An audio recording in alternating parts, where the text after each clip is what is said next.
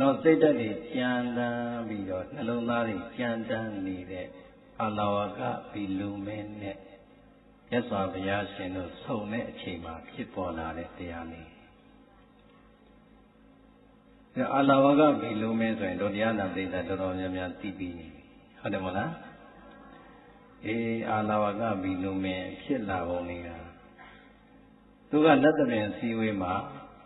အစည်းအဝေးတက်နေတယ်လက်သမင်သူအစည်းအဝေးတက်နေတဲ့အချိန်မှာပဲဘောရမမြတ်စွာဘုရားကဘုန်းကြီးတို့ဘုရားရှင်ကအာလဝကရဲ့နတ်ဗိမာန်မှာအာလဝကရှိမှာပါမစ်မတောင်းမဲနဲ့ဝင်ပြီးတော့လင်းသုံးနေတာအလုံးနေလေအာလဝကကြီးရဲ့နတ်ဗိမာန်ထဲမှာမြတ်စွာဘုရားကသတင်းသုံးနေတယ်အာလဝကကဘယ်ရောက်နေလဲနတ်သမင်အစည်းအဝေးမှာအစည်းအဝေးတက်နေဒီတော့သူ့ရဲ့ဗိမာန်ကိုခိတ်ဆောင်တဲ့နတ်ကသွားပြီးတော့ပြောတယ်ရှင်အရှင်ရဲ့ဗိမာန်ထဲမှာဂေါရမမြတ်စွာဘုရားဝင်ပြီးတော့သတင်းသုံးနေတယ်ဒီအတန်နဲ့ကြားလိုက်တော့အာလဝကဒေါသတွေဖြစ်တယ်ဟာဂေါရမလို့ဘုရားကဘာဖြစ်လို့ငါစီခွင့်မတောင်းမဲနဲ့ငါဗိမာန်ထဲဝင်ပြီးတော့နေရတာလေဟာခွင့်ပြုချက်မရဘဲနဲ့ဘာဖြစ်လို့လာပြီးတော့ချူးကျော်ရတာလဲဒေါသတွေဖြစ်ဒေါသတွေလည်းဖြစ်ကျန်တဲ့နတ်တွေကဘာပြောမလဲသူရှက်လေးရှက်ဒေါသနဲ့ရှက်တာနဲ့ပေါင်းပြီးတော့ညံ့ညံ့ပြောကြသလိုအစည်းအဝေးလည်းပြီးရောဗိမာန်ရှိတဲ့နေရာအမြန်ပြန်လာတဲ့အချိန်မှာဗိမာန်ထဲမှာဘယ်သူရောက်နေလဲမြတ်စွာဘုရားဒီတော့အာလဝကဘာစိတ်နဲ့ပြန်လာတာလဲဒေါသစိတ်နဲ့အဲဒီမှာခွင့်ပြုချက်မယူဘဲနဲ့သတင်းသုံးနေတဲ့မြတ်စွာဘုရားလေအာလဝကလည်းပြန်လာညနေချင်းဆုံတဲ့အခါပြောလိုက်တာပြိဿကြီးဒေါသစိတ်နဲ့ထွက်လာတဲ့ပါဇက်ကအတန်သိကောင်းတဲ့အတန်လားမကောင်းတဲ့ပြမတာမြတ်စွာဘုရားကိုဒီမျိုးစုံနဲ့ပြမနောက်ဆုံးဘလောက်အထိကျုံသွားလဲဆိုရင်အရှင်ဂေါရမကျွန်တော်ရဲ့သွားဘလောက်ကြီးတယ်ဆိုတာတော့ပြောမယ်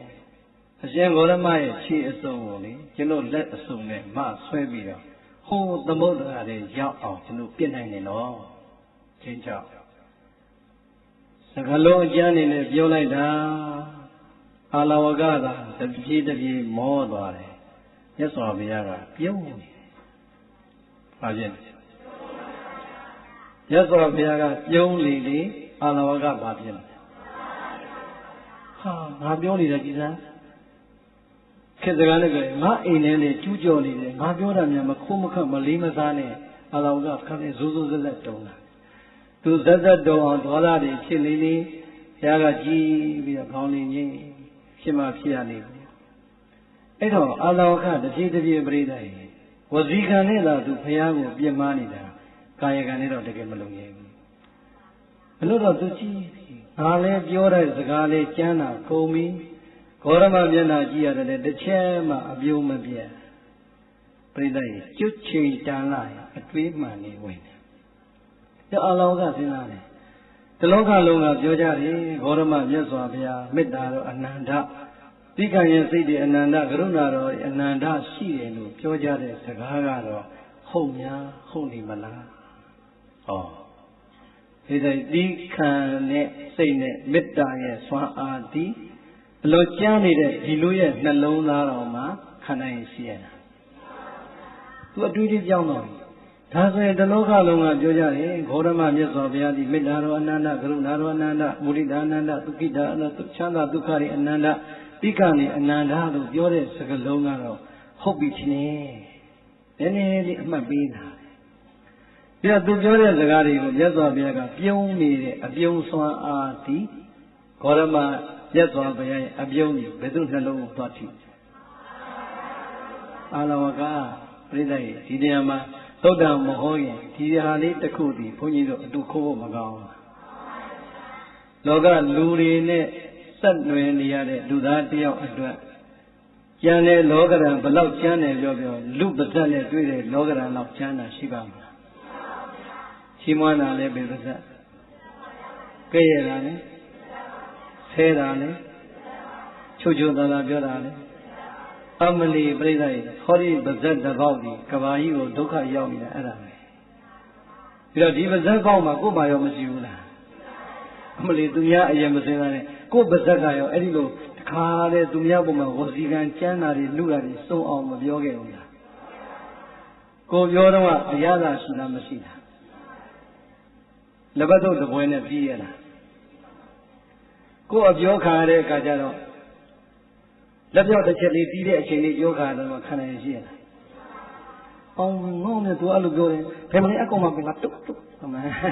ချက်ချင်းတစ်ခါမောင်းတင်သွားတာဟုတ်လားအဲ့တော့ပြောချင်တာကအဲ့ဒါပဲဒီမှာအာလာဝကာကြီးရဲ့အလွန်ကျမ်းနေတဲ့နှလုံးသားကိုဘုရားတရားဟောပြီလားဘာတရားမှမဟောသေးဘူးပြိဿတွေမေတ္တာအပြည့်ခန္တီအပြည့်နဲ့ပြုံးနေတဲ့အပြုံးလေးတစ်ချက်တည်းနဲ့အာလာဝကကလေးတွေပြောတဲ့စကားနဲ့ဆိုဟတ်ကြည့်လိုက်ဘာဖြစ်သွားလဲဟတ်ဒီပြီဒီတဲ့ကလည်းအာလာဝကစဉ်းစားတယ်ဒါဆိုရင်တော့ဟုတ်ပြီဘောရမမြတ်စွာဘုရားတလောကလုံးကပြောတဲ့မေတ္တာကရုဏာတွေအနန္တပိုင်ရှင်ဆိုတော့သိကြပြီဒါပေမဲ့တစ်ခုချင်နေတယ်ဘာလဲဆိုရင်ဟောဒီဘောရမမြတ်စွာဘုရားကိုသူတို့ပြောကြပြန်တယ်အလုံးစုံကိုသိတဲ့သဗ္ဗညုတရွှေဉဏ်တော်ရှင်ပိုင်ရှင်လို့ပြောတယ်ဒါဟုတ်မဟုတ်ကိုလည်းငါဆက်ပြီးတော့စုံစမ်းအောင်မှလေ့လာအောင်မှဖြစ်မယ်ပြိဿတွေအဲ့ဒါပဲကြောက်ကျွတ်ချိန်တန်လာတော့သူဒီအကောင်းဘက်ကိုလဲမလာဘူးပြတ်သူပါစဉ်းစားလေဟိုကတ္တမမြတ်စွာဘုရားလက်ထက်တည်းကမိဘနှစ်ပါးသင်ပေးထားတဲ့မိဂုံးတွေအဖြေတွေသူနှလုံးသားမှာသိခဲ့တာအများကြီးပဲသို့တော်ပြိဿရဲ့ကဘာတွေကြော်ကြော်လွှားလွှားလာတဲ့အချိန်ကာမဂုဏ်အာယုန်ထဲမှာနစ်မျောခဲ့တဲ့အလောကဘီလူမင်းဘောရမမြတ်စွာဘုရားနဲ့တွေ့တဲ့အချိန်မှာမိဘတွေသင်ပြီးထားတဲ့မိဂုံးအစုံအဖြေအစုံရှိတဲ့အသည့်ဒီမိဂုံးဒီပဲသူ့အုံတော်ထဲမှာမှတ်မိတော့တယ်တဲ့အဖြေပြောက်သွားတယ်။ဘာပြောက်သွားလဲ။အဖြေပြောက်သွားတယ်။ဒီတော့သူကမိဂုံးကိုမေးလိုက်ရင်ဖြေလိုက်ပြီဆိုတော့သူပြန်သတိရမယ်။ဒါဆိုရင်ကသဗ္ဗမြတ်စွာဘုရားလက်ထက်တည်းကပြီးတဲ့ဒီအသည့်ကိုဘောရမဖြေနိုင်ရင်တော့โอเคသိကြပြီဘောရမသဗ္ဗညုတဘုရားရှင်ဟုတ်ပြီ။ဒီမှာပြိဿအဲ့ဒီမှာမြတ်စွာဘုရားလည်းခေစကားနဲ့ပဲဒီခွင်စောင့်နေတာ။ခွင်နဲ့ဝင်မသွားဘူးလား။ဝင်နေဝင်ပြီးအဲ့တော့ပြောချင်တာကဟောဒီပါဠိကြီးအများကြီးပြောမဲ့စာဘုန်းကြီးတို့ဒီမှာအခုစိတ်ဓာတ်လေးကျမ်းရာကနုညံ့စပြုလာတဲ့အာလဝကဘီလူမင်းသည်ကျုပ်တို့ရဲ့ရှင်တော်မြတ်ဘုရားကိုမေခွန်ပေါင်းများစွာနဲ့ပြီးပါတယ်အဲ့ဒီထဲမှာဒီကနေ့အာလဝကမေးတဲ့မေခွန်လေး၄ချက်ကိုပူတည်ထားပြီးတော့ဘုန်းကြီးတို့သမထနာပြုပါမယ်နော်ဒီတော့အာလဝကကြီးစဉ်းစားတဲ့အတိုင်းခေါရမမြတ်စွာဘုရားသဗ္ဗယုတရွှေညာရှင်ဟုတ်မဟုတ်တော့ငါမိကွန်းနဲ့မိမပဲအနာကိုချင်းခတ်အဲ့ဒီအချိန်မှာသူဒေါသတွေပြေသွားမလားမပြေဘူးလားပြေသွားပြီမေတ္တာရဲ့စွမ်းအားကိုသူခံလိုက်ရပြီကရုဏာရဲ့စွမ်းအားကိုခံလိုက်ရပြီတိခဏ်ရဲ့စွမ်းအားကိုခံလိုက်ရပြီဆိုတဲ့အချိန်ပုံမှန်ဖြစ်သွားတဲ့စိတ်ဓာတ်တွေနဲ့အခုကျတော့သူသိကျင်တဲ့အဖြေတွေပြီးတော့မယ်ဟုတ်ပြီလားဒါကြောင့်ဒီကာထာလေးနဲ့စကြရအောင်နော်ကထာသုတရတိဩဃံကထာသုတရတိအနောကထာသု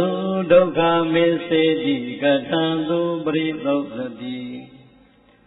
ဘောဂရမဂေါရမနွယ်ဘွားအိုရှင်တို့မြတ်ဖျားကထာသုဘေသူထူးခြားဘေတရားဖြင့်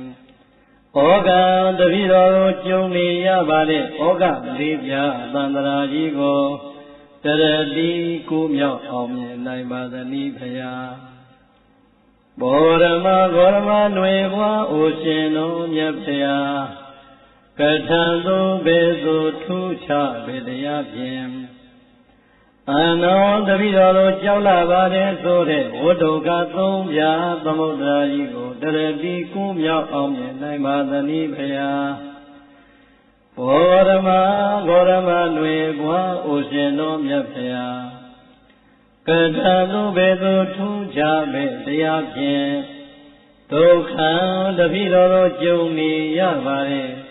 ဘုဒ္ဓကသုံးပြသမုဒ္ဒရာကြီးကိုတရတိကိုမြောက်အောင်မြင်နိုင်ပါသနည်းဖရာဘောရမဂေါရမနွယ်ဘွားအိုရှင်တော်မြတ်ဖရာကထံသူအဘေကဲ့သို့သောရည်စင်ရည်အေးဖြင့် ပရိသုဇတိတပိတော်ရဲ့တဏ္ဍာမှာကိန်းနေတဲ့ကိလေသာအညစ်အကြေးအပြစ်ဘေးကိုဆေးကြော၍ရောင်နိုင်ပါသနည်းဗျာဤတိသောအာလဝကယခောစေတတွေကျမ်းသာရာကအနေငယ်နုညာစာပြုလာတဲ့အာလဝကဘီလူမင်းကြီးသည်ဘဂဝန္တံဘုံတော်6ပါးသခင်ဘုရားရှင်ကိုတော်မြတ်ကြီးကိုအဘုံစီတိလိုရင်းနဲ့ကောင်းစွာမသွေမိလျှောက်ပါလေတော့တည်း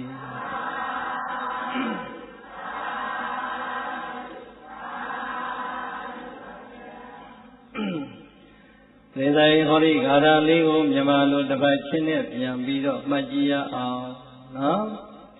အာလဝကဘီလိုမင်းမေးတဲ့မိဂောလေးကိုဒုပရိသမြန်မာလိုလေးမှတ်မယ်ဓမ္မအချိန်လေးမြန်ပြီးမှာနံပါတ်1အရှင်ဂေါရမဖေဟာတပည့်တော်တို့ဖြတ်သန်းနေရတဲ့ဩဃလေးပြာသန္တရာကြီးကိုဘယ်လိုတရားမျိုးနဲ့လွတ်အောင်ကူးနိုင်ပါသနည်းဖရာသိတဲ့ဘာလို့ကုကျင်တာလဲဩဃလေးပြာသန္တရာကြီးကိုတပည့်တော်တို့ဘယ်တရားနဲ့လွတ်အောင်ကူးနိုင်တယ်လဲတစ်ချက်နံပါတ်2အိုအရှင်ဂေါရမဖေဟာတပည့်တော်ကျုံနေရတဲ့ကိလေသာဝကမ္မဝဝိပါကဝလို့ခေါ်တဲ့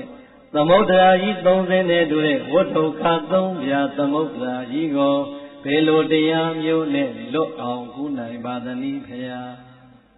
နံပါတ်2ဘိန်းကပါကူးမယ်ဝတ္ထုခ3ပြာတဲ့ဘာနဲ့ဥပမာပေးတာ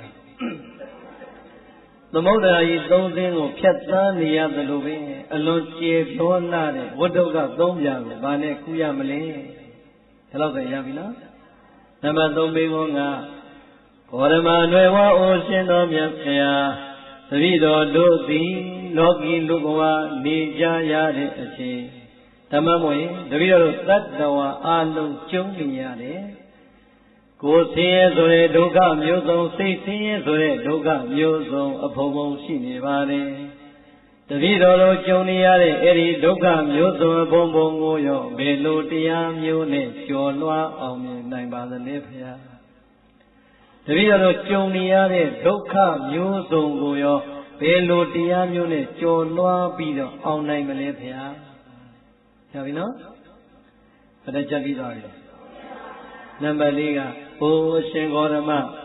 တပည့်တော်ရဲ့တဏ္ဍာမှာတန္တရာတခွင်လေးကကိန်းလာတဲ့ကိလေသာညစ်ကြေးမျိုးစုံရှိနေပါတယ်တပည့်တော်တို့ရဲ့နှလုံးသားထဲမှာကိန်းနေတဲ့ကိလေသာအညစ်အကြေးအပြစ်ဘေးတွေကိုဘယ်လိုရည်အေးမျိုးနဲ့ဖြေကျော်ရင်ပြောင်းနိုင်ပါသလဲဖရာဘယ်နှချက်လဲရပြီနော်ကဲဒါဆိုရင်နည်းနည်းလေးတဲ့တော့မဟုတ်ရင်တော့မှအမှန်လေးပြောနိုင်ရပြီနံပါတ်1အာရဝကမေးတဲ့မိကုံးလေးပါလေ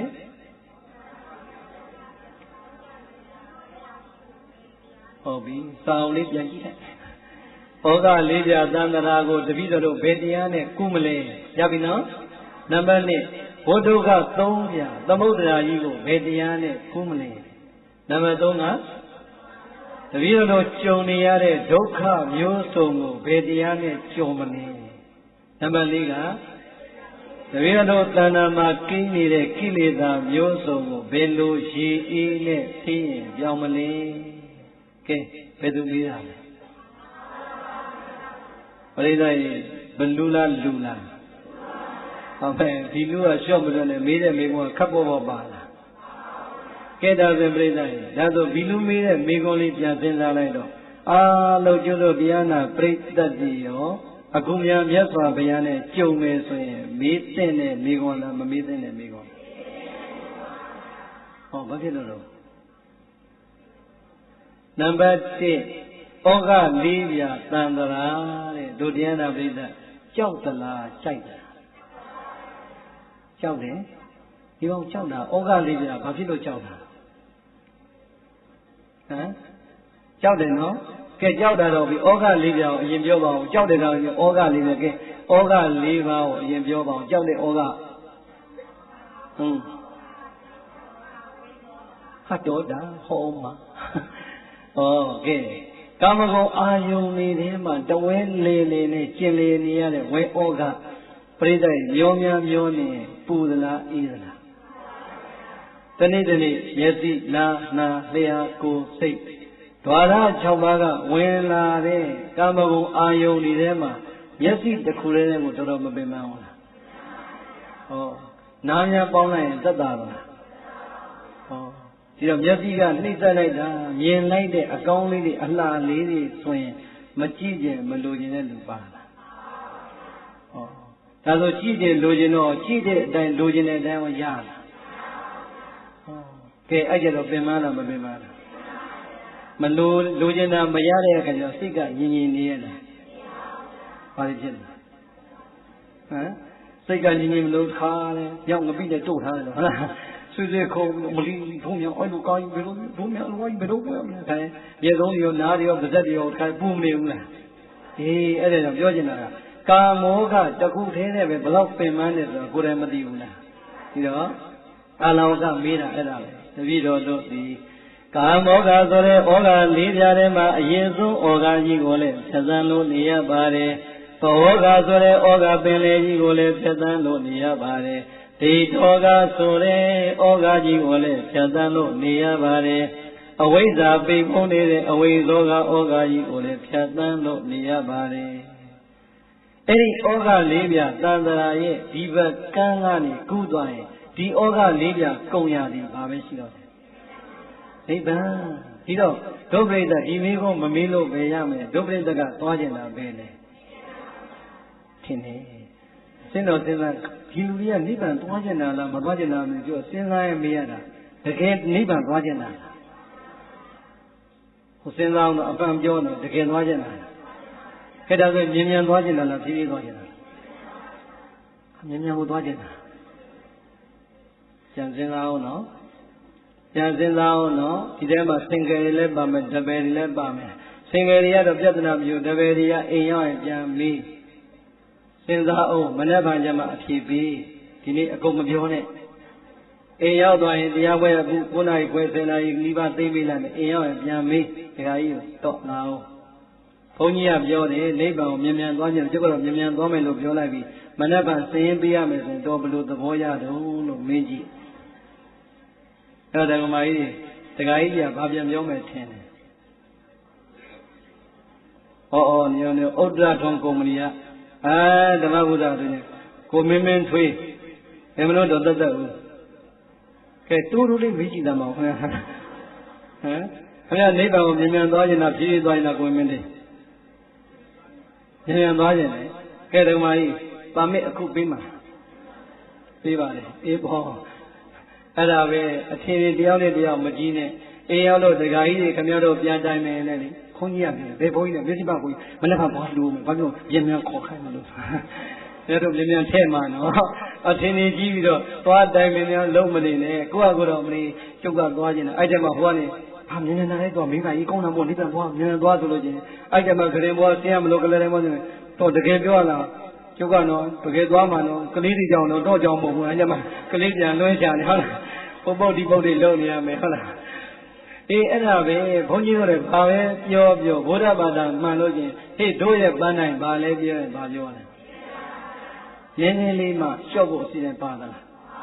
လုံးဝမလျှော့ရောင်သေးပဲမိုးလင်းမေးနေတာပဲဟုတ်လားအဲကြောင့်နိဗ္ဗာန်ဆိုတဲ့ဟိုမှာဘက်ကန်းကိုဖြတ်သန်းဖို့ရန်အတွက်ဒီဘာဘက်ကန်းလူဘောကနေပရိသတ်ဟောဒီဩဃ၄ပြသံတရာမကူဝဲနဲ့ရပါမလားမရဘူးဒါကြောင့်အာလဝကဘိနုမေမိလိုက်တဲ့ဟောဒီမိကွန်အလုံးသည်ဒီကနေ့ခေဘုန်းကြီးတို့တွေနိဗ္ဗာန်ပန်းနိုင်ရမှန်းလို့ရှောက်နှမ်းနေတဲ့ဘုရားဘာသာဝင်သူတော်စင်အလုံးအတွက်လည်းဩဃ၄ပြသံတရာမကူပဲနဲ့ရနိုင်မရနိုင်ဘူးဒါကြောင့်ဩဃ၄ပြသံတရာကိုဖြတ်သန်းရမယ်ပုဂ္ဂိုလ်တွေအတွက်တကယ်ဆိုရင်အာလဝကမှာတော့ကျေးဇူးတင်ဖို့မကောင်းဘူးလားပြီးတော့အမေးနဲ့အဖြေတွဲသွားတော့မယ်အာလဝကမေးလိုက်ပြီးဘောရမတွေဘွားအိုရှင်တော်မြတ်ဖရာကထံသူဘယ်သူထူးခြားပဲတရားဖြင့်ဩဃတတိတော်တို့ကြုံနေရပါတဲ့ဩဃ၄ပြသံတရာကြီးကိုတရတိကုမြောက်အောင်မြင်နိုင်ပါသနည်းဖရာအာလဝကရဲ့နံပါတ်1မိကုံးလေးကိုရှင်တော်မြတ်ဘုရားကဖြေလိုက်ပါပြီ တတ္တာယတရတိဩကံအာဟုသောသီလိုရင်လည်းမိကြောင်းလာပါတဲ့အိုအာလဝကဘီလူမင်းတတ္တာယတတ္တာဆိုတဲ့စကားလုံးလေးတစ်လုံးဖြင့်ဩကံသင်တို့ကြောက်လာပါတယ်ဆိုတဲ့ဩကလေးပြာသန္တရာကြီးကိုတရတိကောင်းစွာမသွေကူးမြောက်အောင်မြင်နိုင်ပါပြီဘုရားကြည်လိုက်ဟဲ့အာလဝကမင်းကွာတဲ့ဒီမိကုန်းအတွက်မင်းတော်တော်ပင်ပန်းနေတဲ့ထင်နေမင်းဒီဩဃလေးပြာသံဃာကြီးကိုကုခတ်ခြင်းလေဆိုရင်ဟောဒီဘဝကိလေသာနောင်ဝဲကလွတ်ကင်းဖို့သံဃာဩဃပင်လေကြီးကလွတ်ကင်းခြင်းလေဆိုရင်မင်းကွာတဲ့ငါဘုရားဟောတဲ့ပိဋကသုံးဖို့အကုန်လုံးနှလုံးသားထဲထည့်เสียမလိုပါဘူးတဲ့မင်းနှလုံးသားထဲမှာတတ္ထာဆိုတဲ့စကားလုံးလေးတစ်လုံးပဲထည့်လိုက်တဲ့သိတဲ့ဘာထည့်အဲ့ဒီမင်းနှလုံးသားထဲမှာထည့်လိုက်တဲ့ခိုင်တဲ့တတ္ထာတရားလေးစီမင်းကြောက်တဲ့ဩဃလေးပြသန္တရာကိုကုခတ်တဲ့နေရာမှာတကယ်ခွန်အားအစ်စ်ပဲဟိုဘကံကိုအဲ့ဒီတတ္ထာကမင်းကိုခေါ်သွားလိမ့်မယ်ဘာခေါ်သွားလဲဒါဆိုရင်ပြိဿကြီးနည်းနည်းလေးအငိုက်ပြအောင်ဆိုလိုက်မယ်ဩဃလေးပြသန္တရာဘယ်တရားဖြင့်ကုနိုင်သနည်းဩဃလေးပြသန္တရာတရားတရားနှင့်ကုနိုင်သည်အဖြစ်ရှင်းမလား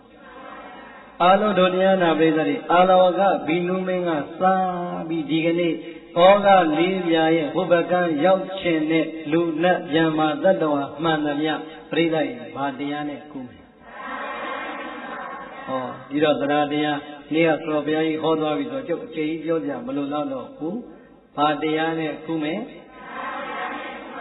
โอเคတရားတရားဘုန်းကြီးတန်နဲ့ပြောရင်တတ္တာတရားသာသံပေတန်နဲ့ပြောတာဟုတ်တူတန်နဲ့ပြောတော့အတိပ္ပယ်ကွဲလားတူလားတူပဲအရိဒ္ဓရှားလေးတန်နဲ့ရှားပေါ့တန်ပဲခွာတယ်ဒီတော့ဒီတရားမနေ့ကဆိုဘုရားကြီးဟောသွားပြီတော့ကဲတတ္တာတတ္ထာလေးကိုမြန်မာပြန်ကြည့်စမ်းဟုတ်တယ်တတ္ထာကိုမြန်မာပြန်ရင်မနေ့ကမှဟောသွားတယ်တော့ပြောပြီးပြီမို့လားမြန်မာပြန်ရင်ကဲဒါလေးကို definition ဖွင့်မယ်ဘာကိုယုံကြည်တာလဲလို့မြင်ရင်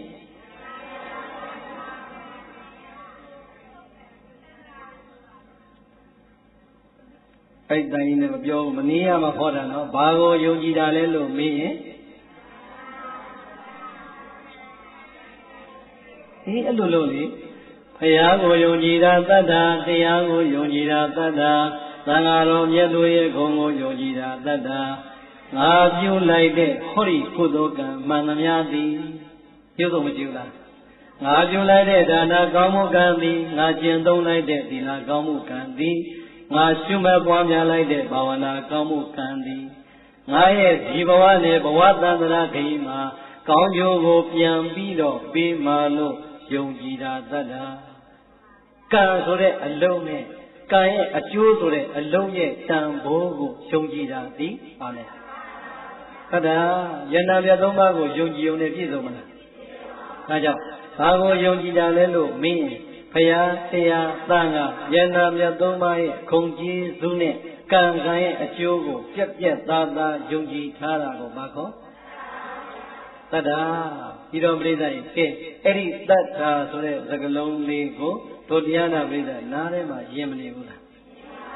ရှင်းလိုက်တာဗုဒ္ဓဘာသာလောက်ဒီစကားပြောတာမရှိဘူးဟုတ်တယ်မဟုတ်လား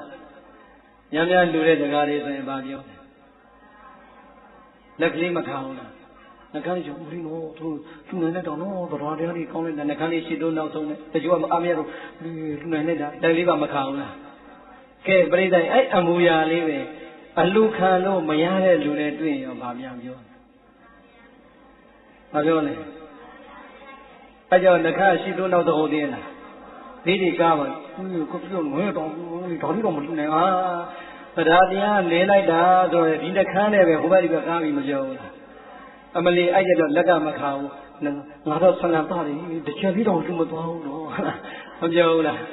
အဲ့တော့ပြိဿအဲ့လိုလူမျိုးကြတော့ဘာပြန်ပြောလဲ တရားတရားနဲ့နေလိုက်တာဒီတရားတစ်လုံးနဲ့ပဲခင်ဗျားတို့ပတ်မရှုံနေတာညများလူတော့မလူတော့ကိုယ်ပဲထဲမှာပါတယ်ကိုယ်ပဲထဲမှာပါတယ်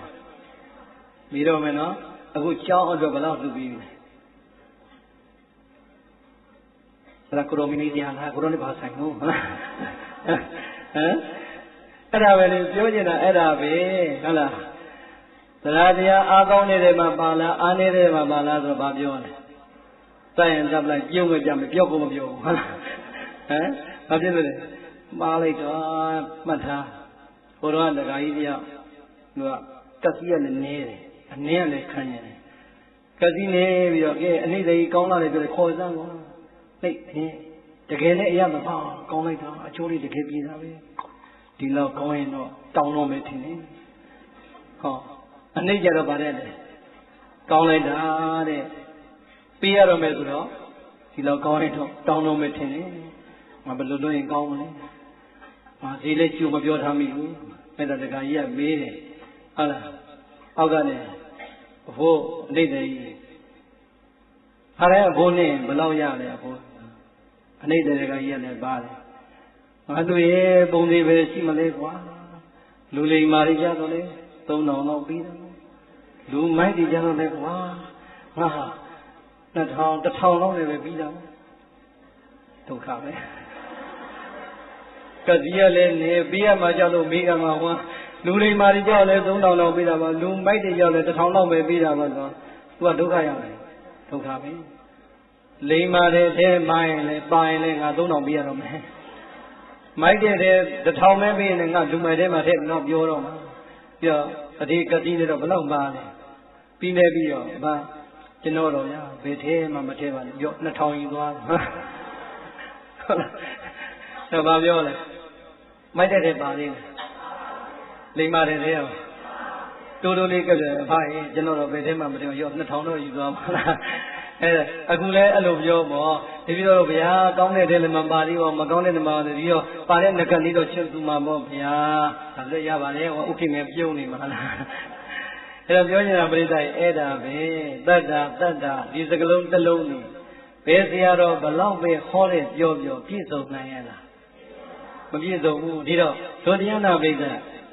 ၄ပြသန္တရာကိုသွားဖို့ဆိုရင်လည်းပဲဘာတရားနဲ့သွားမှာဩဃတစ်ခုပြီးတစ်ခုဟောဒီတတ္တာနဲ့ပဲဖြစ်ဘုဘကဆိုတဲ့နိဗ္ဗာန်ဗုဒ္ဓဘာသာတို့ရဲ့ပန်းနိုင်နိဗ္ဗာန်ကိုရောက်ဖို့ဆိုရင်လည်းပဲဘာနဲ့ကူရမှာတရားတရားနဲ့ကူရမှာပြီးတော့တို့တရားနာပြိဿကြီးအဲ့ဒီတရားတရားဘလောက်များတာသွားလဲဆိုရင်အခုတို့တရားဝဲလာတာမိုးမရွာဘူးလားမိုးကလည်းရွာသေးတယ်တခါလဲဘုန်းကြီးကလည်းဘယ်နှနာရီကြီးညာထားလဲမလို့နော်ကျုပ်8နာရီဆိုသူခေါ်လို့လာတာနောက်တော့8နာရီမှပြင်တက်မယ်နော်ဆိုဘုန်းကြီးစာပြိဿကြီးဓမ္မဂတိကဘလောက်ကြီးစွာနေနေသူတင်တဲ့အချိန်မှတက်ရတာဒါပဲဘောဘကကြွပါဗျာသူမှကြွရတာကိုကငါခေါ်မယ်ခေါ်မရဘူးဟုတ်လားဒါပေမဲ့ဆင်းတာတော့ကိုကြက်တဲ့ချင်းဆင်းလို့ရတယ်တနာရီလည်းဆင်းလို့ရတယ်2နာရီလည်းဆင်းလို့ရတယ်ဟုတ်လားပြိဿအချိန်ကြီးအချိန်ကြီးကောင်းရင်တော့2နာရီလောက်ပေါ့အချိန်ကြီးမကောင်းရင်လည်း2နာရီလောက်ပေါ့ပိဋိပိကပြိဿဆို2နာရီလောက်လည်းပြန်တာပေါ့ဟုတ်လားအဲ့တော့ပြောချင်တာကတတ္ထာဒီတတ္ထာဆိုတဲ့စကားလုံးကဲမိုးရွာနေနေပူနေအိုးတရားပွဲမိုးရင်းလေးမှာရှာရှာသွားနာရအောင်မှာပဲဟဲ့ပြိဿရဲ့အိမ်ကအဖေမေကလွတ်တာလားတရားတရားကလွတ်တာအဲ့ဒါပဲပြိဿရဲ့တရားကိုယုံကြည်တဲ့စိတ်ဘုရားကိုယုံကြည်တဲ့စိတ်ဟောဒီဘုရားရဲ့သားတော်သံဃာတော်ရှင်မြတ်ရဲ့ထင်းသိမ်းလာတဲ့သံဃာကိုစိတ်တဲ့ယန္တာမြတ်သုံးပါးနဲ့ကံကံရဲ့အကျိုးမယုံကြည်ရင်ဟောဒီမိုးရဲရည်တဲ့တရားမှမရတဲ့ဒီပွဲဘူးမလားတဲ့တို့ပြိဿဒီတရားပွဲလာတာဗာနဲ့လားတရားနဲ့လာတာကဲတရားပွဲလာတော့ရောငြိမ်ငြိမ်လေးနေလို့ရရဲ့လားဟိုမှာတကိမာကြီးတို့လူအောင်ပါလားပြောတဲ့ကလေးတွေဆိုပြုံးကြတယ်ဟုတ်လားပြုံးကြတော့ဟောမြောက်လိုက်တယ်မာရဲ့ဒီနေ့จิตသိရှိနေတာကိုဟောညီမလေးကြော်သွားတော့လူမယ်အိမ်တော့1000ဆိုရင်တော့အပြောကောင်းလိုက်တော့အလူကံတော်ရင်တော်သလောက်3000နဲ့4000နဲ့5000နဲ့မဖြစ်ဘူးလားအလိုက်ကားဆုံးမသိတဲ့အလူကံနဲ့ဆိုရင်သွားပြန်ဟုတ်လားလာပါပြီဆိုတော့ဟဲ့မောင်မတူတော့ကြောင်တူတူကြောက်သွားတယ်နော်ကောဟုတ်လားလုံးမလား မလေးမျိုးလုံးပေါင်းတော့မေစီမဘုံမေစီမလေးမှာတော့ပြဖို့ကောင်းတယ်ဟောငါတလုံးခလာတာဟောအိမ်တော့9000လူမယ်လို့စိတ်ကူးလာပြန်ဒီရောက်တော့ဘယ်လောက်ဖြစ်သွားမလဲဆောင်းရောက်နေရောအထောင်အဲ့တော့အလူကံပါဖို့လည်းမလိုဘူးလားကဲပြိတ္တိုင်လာတော့လေအလူငွေမထည့်ရဘူးလားထည့်ခိုင်းတာဟောရလားဩဘာပဲပြောဓမ္မသမင်သူတို့ကျင်းပကြတယ်မာဒီလူချင်းတွေကလူတွေတန်ဃာတွေကစီစဉ်ပေးတယ်တို့တွေဒီချမ်းချမ်းသာသာတရားနာခွင့်ရတယ်ဒီတရားလေးတွေမေတ္တာလေးတွေစေနာလေးတွေတန်ဖိုးထားပြီးတော့ကိုယ်စွမ်းနိုင်တယ်လို့တရားတရားကမလူခိုင်းဘူးလားလူခိုင်းမြန်တယ်ဒီရောက်တော့လည်းပဲ၅ပါးသီလမယူအောင်လားယူခိုင်းမြန်တယ်တဲ့ပရိသတ်ကြီးအဲ့တော့ပြောလို့တာကအခုပြုနေဒါနကုသိုလ်သီလကုသိုလ်ဝေယဝိဇ္ဇကုသိုလ်ဘေကုသိုလ်မှန်သမျှပရိသတ်ကြီးတယောက်ယောက်ကခိုင်းတာဟုတ်ရဲ့ဘယ်သူကခိုင်းတာတရားတရားဒါကြောင့်ပရိသတ်အဲ့ဒီတတ္တာရေးမကြည့်ဘူးလားဟေးဒါကတို့တရားနာပရိသတ်လူတွေနဲ့ဆိုင်တဲ့စကားဟောဒီမှာသာသနာ့တန်ခါ200ကျော်ရှိတယ်300နီးပါးရှိတယ်ဟောဒီသာသနာ့တန်ခါလေးတွေဒီပရိသတ်ရဲ့နာမည်ကဘာတန်ခါလဲသာသနာတန်ခါဆိုတာသူ့စိတ်နဲ့သူ့ကံနဲ့သာသနာကြီးမှနေဒီခါလေးတာဝန်များစွာတက်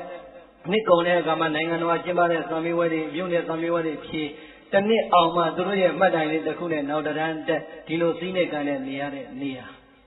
အဲဒီနေရာမှာလာပြီးခါတဲ့ဒုမွန်တတော်မွန်အချင်းကုန်ခံသင်နေတဲ့သာသင်သားတွေလည်းပဲလောကီချမ်းသာအောင်မြင်မှုသံမေဝဲဆိုတဲ့ပန်းတိုင်ကိုလိုချင်နေဆိုရင်ဟောဒီတတ္တာမရှိဘဲနဲ့ရပါမှာသူတို့ကမှပိုးတော်လိုသေးတယ်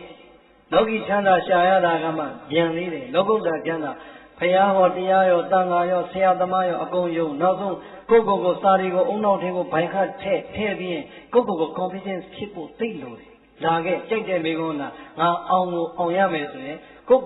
ယုံကြည်မှုအထိမွေးနိုင်နောက်တဲ့တရားသွမ်းအားမရှိရင်စာမေးပွဲအောင်မှာမလားဒီဒါကြောင့်လောကီချမ်းသာထဲမှာပညာရေးစီးပွားရေးလူမှုရေးရန်သူဂုဏ်သိမ်းအထက်တန်းကျတဲ့အောင်မြင်မှုလိုချင်တယ်ဆိုရင်လည်းပဲပြိတ္တရေကို confidence ဖြစ်လောက်အောင်ရှိထားဖို့မလိုဘူးလားယုံကြည်မှုဖြစ်ထားဖို့လိုတယ်လောကုတ္တရာချမ်းသာကြတော့ပိုအရေးကြီးသွားတယ်ဘုရားကိုလည်းယုံကြည်ရသေးတယ်ဘုရားဟောတဲ့တရားကိုလည်းချွင်းချက်မရှိယုံကြည်ရတယ်ဘုရားဟောတဲ့တရားကိုပဲပြန်ဟောနေတဲ့သံဃာတွေရဲ့စွမ်းအားနဲ့ဒီသံဃာကထွက်လာတဲ့တရားဒီဘုရားတရားပဲဆိုတဲ့ယုံကြည်မှုတရားတွေပို့ဖို့မလိုဘူးလားလိုတယ်ဒီတော့ဩဃလေးပြသန္တရာဥပကံကိုကူးမယ်ဆိုတော့လောကီချမ်းသာအတွက်လားလောကုတ္တရာချမ်းသာအတွက်လားဒီဒါကြောင့်လောကီနဲ့မအောင်မြင်မှုတွေကိုလိုချင်ကြတယ်ဆိုရင်လည်းပြိဋ္ဌာန်ဟောဒီတတ္တာသည်ဇက်လိုက်ပါပဲလောကုတ္တရာချမ်းသာနိဗ္ဗာန်ကိုမျှော်မှန်းထားတဲ့ပုဂ္ဂိုလ်တွေမှန်သမျှလည်းပဲဟောဒီတတ္တာသည်ဇက်လိုက်ပါပဲသူမပါဘဲနဲ့ကူးလို့ရမလားအဲကြောင့်တရားနာမယ်ဘုံဘုံဘယ်လိုပေးတာလဲအောင်မြင်ကြီးပွားသောချက်များအောင်မြင်ခြင်းဆိုတဲ့ပန်းတိုင်ကြီးကိုလမ်းကနေကာကနေပွင့်လာဖို့ရန်အတွက်ပထမဆုံးဖွင့်ရမယ်ကီးသည်ပြိတ္တိသတ္ထာဆိုတဲ့တော့ပဲလောကီလူဘဝမှာစီဝါတွေချမ်းသာခြင်းနဲ့ယာဓုတွေတက်ခြင်းနဲ့အောင်မြင်မှုကြော်ကြားမှုတွေလိုချင်တယ်ဆိုရင်ပြိတ္တိဘုန်းကြီးရောလူရောဘယ်ပုဂ္ဂိုလ်မျိုးမဆိုဘာကီးနဲ့ဖွင့်သတ္တာလောကုတ္တရာချမ်းသာဝိပဿနာဉာဏ်မဉဏ်ဘုံဉာဏ်ဟိုဘနိဗ္ဗာန်အထိသွားခြင်းနဲ့ဆိုရင်ပြိတ္တိဘာကီးနဲ့ဖွင့်မယ်သရကြီးနဲ့ဖွင့်မယ်ဒီတော့ပြိတ္တိအောင်မြင်ကြီးပွားဖို့ရတဲ့ပထမဆုံးကိုကံရမယ်တော့ဒီဘာတော့အဲ့တော့အဲ့တရားတော့ကဘယ်သူစီမှာသွားဖွင့်ရမှာကိုနှလုံးသားကိုပြန်ဖွင့်ရမှာကဲပြိတ္တိဖယားကိုမယုံကြည်ဘူးလားဆင်းချက်ရှိသလားမရှိဘူးဒါဆိုရင်ချွင်းချက်ရှိသလားမရှိဘူးလို့မင်းရင်အင်္ဂါဘုရားနဲ့ရွှေတကုံမြတ်စွာဘုရားဘယ်ဘုရားကိုပို့ပြီးတော့တန်ဖိုးထားမှန်လေးလေးဟမ်ကဲပရိသတ်ဘုရားမှန်အတူတူလားတခြားစီလားအတူတူပဲဘုရားတော်တခါတလေကြာရင်ပရိသတ်ရွှေမရှိတဲ့ဘုရားလူမယိုသေးတော့မကြောက်ဘူးလားဟေးဒါကြောင့်အဲ့လောက်ကြီးဗုဒ္ဓဘာသာတွေမပြောကြပါဘူးပြောချင်တာကဖယားနဲ့ခင်ဗျားတို့ကြားထဲမှာမပြေလည်တာရှိသလားမပြေလို့မရှိတာစီးပွားရေးတွေအချင်းမပြေဖယားနဲ့စကားမပြောဘူးလား ကျမ်းမာရေးအိမ်မတရားရောက်တစ်ခုဖြစ်နေဘုရားနဲ့စကားမပြောဘူးဟမ်ဒါဆိုရင်အိမ်ကကလေးတွေသားသမီးတွေပြောလို့ဆိုလို့အဆင်မပြေရင်ဘယ်သူနဲ့စကားပြောဘုရားနဲ့စကားပြောတယ်ကဲဒကာမကြီးတွေအိမ်ကဒကာကြီးတွေလှုပ်ပြီးနဲ့အိမ်မကန့်ရင်ဘယ်သူနဲ့စကားပြောဘုရားနဲ့စကားပြောကဲဒကာကြီးတွေဒကာမကြီးတွေပွားစီများလိုက်ပါနဲ့ပြောအကုန်လုံးခင်ဗျားတို့ဘုရားနဲ့မပြောဘူးလားစီပွားရေးလူမှုရေးကျန်းမာရေးယာတုတက်ဖို့အကုန်လုံးသားရေးသမီးရေးမကြအကုန်လုံးအရှင်ဘုရားတပည့်တော်သားလေးအခုဘယ်မှာပါဘုရားရန်ကုန်မြို့ပြန်ပြီးတော့ရအောင်ဆောင်ကြောက်တော်မူပါဘုရားပြောပြန်ပြီးပြင်းတကအရှင်ဘုရားအင်းလူကလည်းဘုရားညဇင်တိုင်း7 နာရီလည်းပြန်မရောက်ပါဘူးဘုရားသူ့ကိုလည်းပဲခြေထောက်တွေချုပ်ပြီးပြန်ခေါ်ပေးပါဘုရားခေါ်ပြန်ပြီးကရာပြောရင်ပြောနေအရှင်ဘုရားတပည့်တော်မှလည်းကျမ်းမာကြီးကဒုက္ခကိုက်ပေါင်းကိုက်နေဆောင်လျှောက်ပေါင်းဘုရားမပြောဘူးလားကိုယ့်အတွက်ရောတင်တော်အတွက်ရောပြောလိုက်တာဘုရားပြုံးသွားလားမဲ့သွားတယ်ပြုံးပြီးတော့ကဲပြောသမျှတွေနားထောင်ပြီးတဲ့ဘုရားနဲ့ချမ်းမှာပြဿနာရှိလားပြီးရင်ပြိဿရေတခါတည်းဆူတောင်းရင်တော့ဆူတောင်းနေတာကများနေတဲ့တော့တောက်တော်ကြီးတက်ဖို့တော့မေ့တာဘာမှလည်းဘုရားရှိမှမပါဘူးသူကဘုရားဘာပဲပြောဟဲ့အဲ့ဒါနိကိစ္စငါနဲ့ဘာဆိုင်လို့လဲလို့တခေါပြန်ပြောလာမပြောတော့ခင်ဗျားတို့ဘုရားနဲ့ကြောင်း ever peace အနေနဲ့ငြိမ်းချမ်းရေးပဲမရဘူးလားကဲတရားနဲ့ခင်ဗျားတို့ကဉာဏ်ဖြစ်တာရှိတယ်တကယ်မရှိဘူးအမှန်တမ်းပြောကြည့်တာဟိုပထမဆုံးနေ့မှာရှင်မြတ်ဆရာတော်ကြီးကဘယ်နှနာရီဟောတယ်ပြောပန်းတယ်ရောဘယ်နှနာရီဟောတယ်2 နာရီဟောတယ်တရားဝဲပြီးတော့အင်းရောက်တော့အမလီသက်တော်ရှိဆရာတော်ကြီးက2 နာရီတော့တို့ချင်းရောက်တော့ဟင်းလို့တာဓုခေါ်ကြသလားပွားစီပြောသလားဘုရားဒီလိုရှိတော့ဟောတော်လို့စိတ်ပြတ်တော်ဘာလို့မလဲတော့မောတခါနေပွားစီနဲ့ဆရာတော်ကြီးများကြားရင်သူ့အမှန်ပြောတာပါမပြောဘူးမို့ပြိဿရဲ့အဲ့ဒါပဲတရားနဲ့ကတော့တခါတလေပြဿနာမရှိပါဘူးတရားတော့မရွေဘူးလားတရားရွေလားမရွေလားတို့တရားနာပြီးတော့ဘုန်းကြီးကခုနေ့တော့ကလေဖောင်းနေပင်းနေမှဒီဝင်လေးထွက်လေးကိုမျက်စိလေးကိုမိထားဒီဌာနာကြလို့များဟောရင်ပြိဿရဲ့အမှန်တည်းပြောကြည့်မနက်ဖြန်ညမဇ္ဈိမကိုကြီးတရားတော်ဆက်ဟောပါဦးမယ်ဆိုရင်လာမလားဘူးလားမှန်လေးဟာလေနည်းနည်းတော့ရမယ်မလို့တော့တော့တော့အဲ့ဒါပဲပြိဿရဲ့တတ္တာရေးမကြည့်ဘူးလားဒီဘုရားနဲ့ပြဿနာမဖြစ်ဘူးတရားနဲ့ပြဿနာမဖြစ်ဘူးကဲနံပါတ်3မိတ်မယ်သံဃာနဲ့ခင်ဗျားတို့အမြဲတမ်းအချိန်ကြီးကောင်းရတာမှန်လိမ့်နော်မှန်လိမ့်ဟုတ်လားကဲသံဃာဆိုတော့အခုယဟန္တာတွေပုထုဇဉ်တွေခင်ဗျားတို့ခွဲလို့ရရတာယဟန္တာပဲဖြစ်ဖြစ်ပုထုဇဉ်ပဲဖြစ်ဖြစ်သံဃာလည်းပဲခင်ဗျားတို့ရဲ့ယသိနာနာလျာခိုစိတ်ဓဝရ6ပါးနဲ့မြင်နေကြတယ်နားနဲ့စားတယ်ထိတယ်ကြံစီစိတ်ကူးစဉ်းစားတယ်အဲ့တော့မြင်နေပြီတဲ့သံဃာရဲ့မျက်လုံးကဒီမျက်လုံးမမြင်ဘူးလားအကယ်၍အိုင်နာမှာဒကာကြီးတယောက်ကပုံစံမကြပန်းမကြထိုင်နေမယ်ဟာစကားတွေဖွာလောင်ပြောနေမယ်တရားဟောတဲ့ဘုန်းကြီးရတယ်ပြောဘာဖြစ်နေလဲမနာရင်ထွက်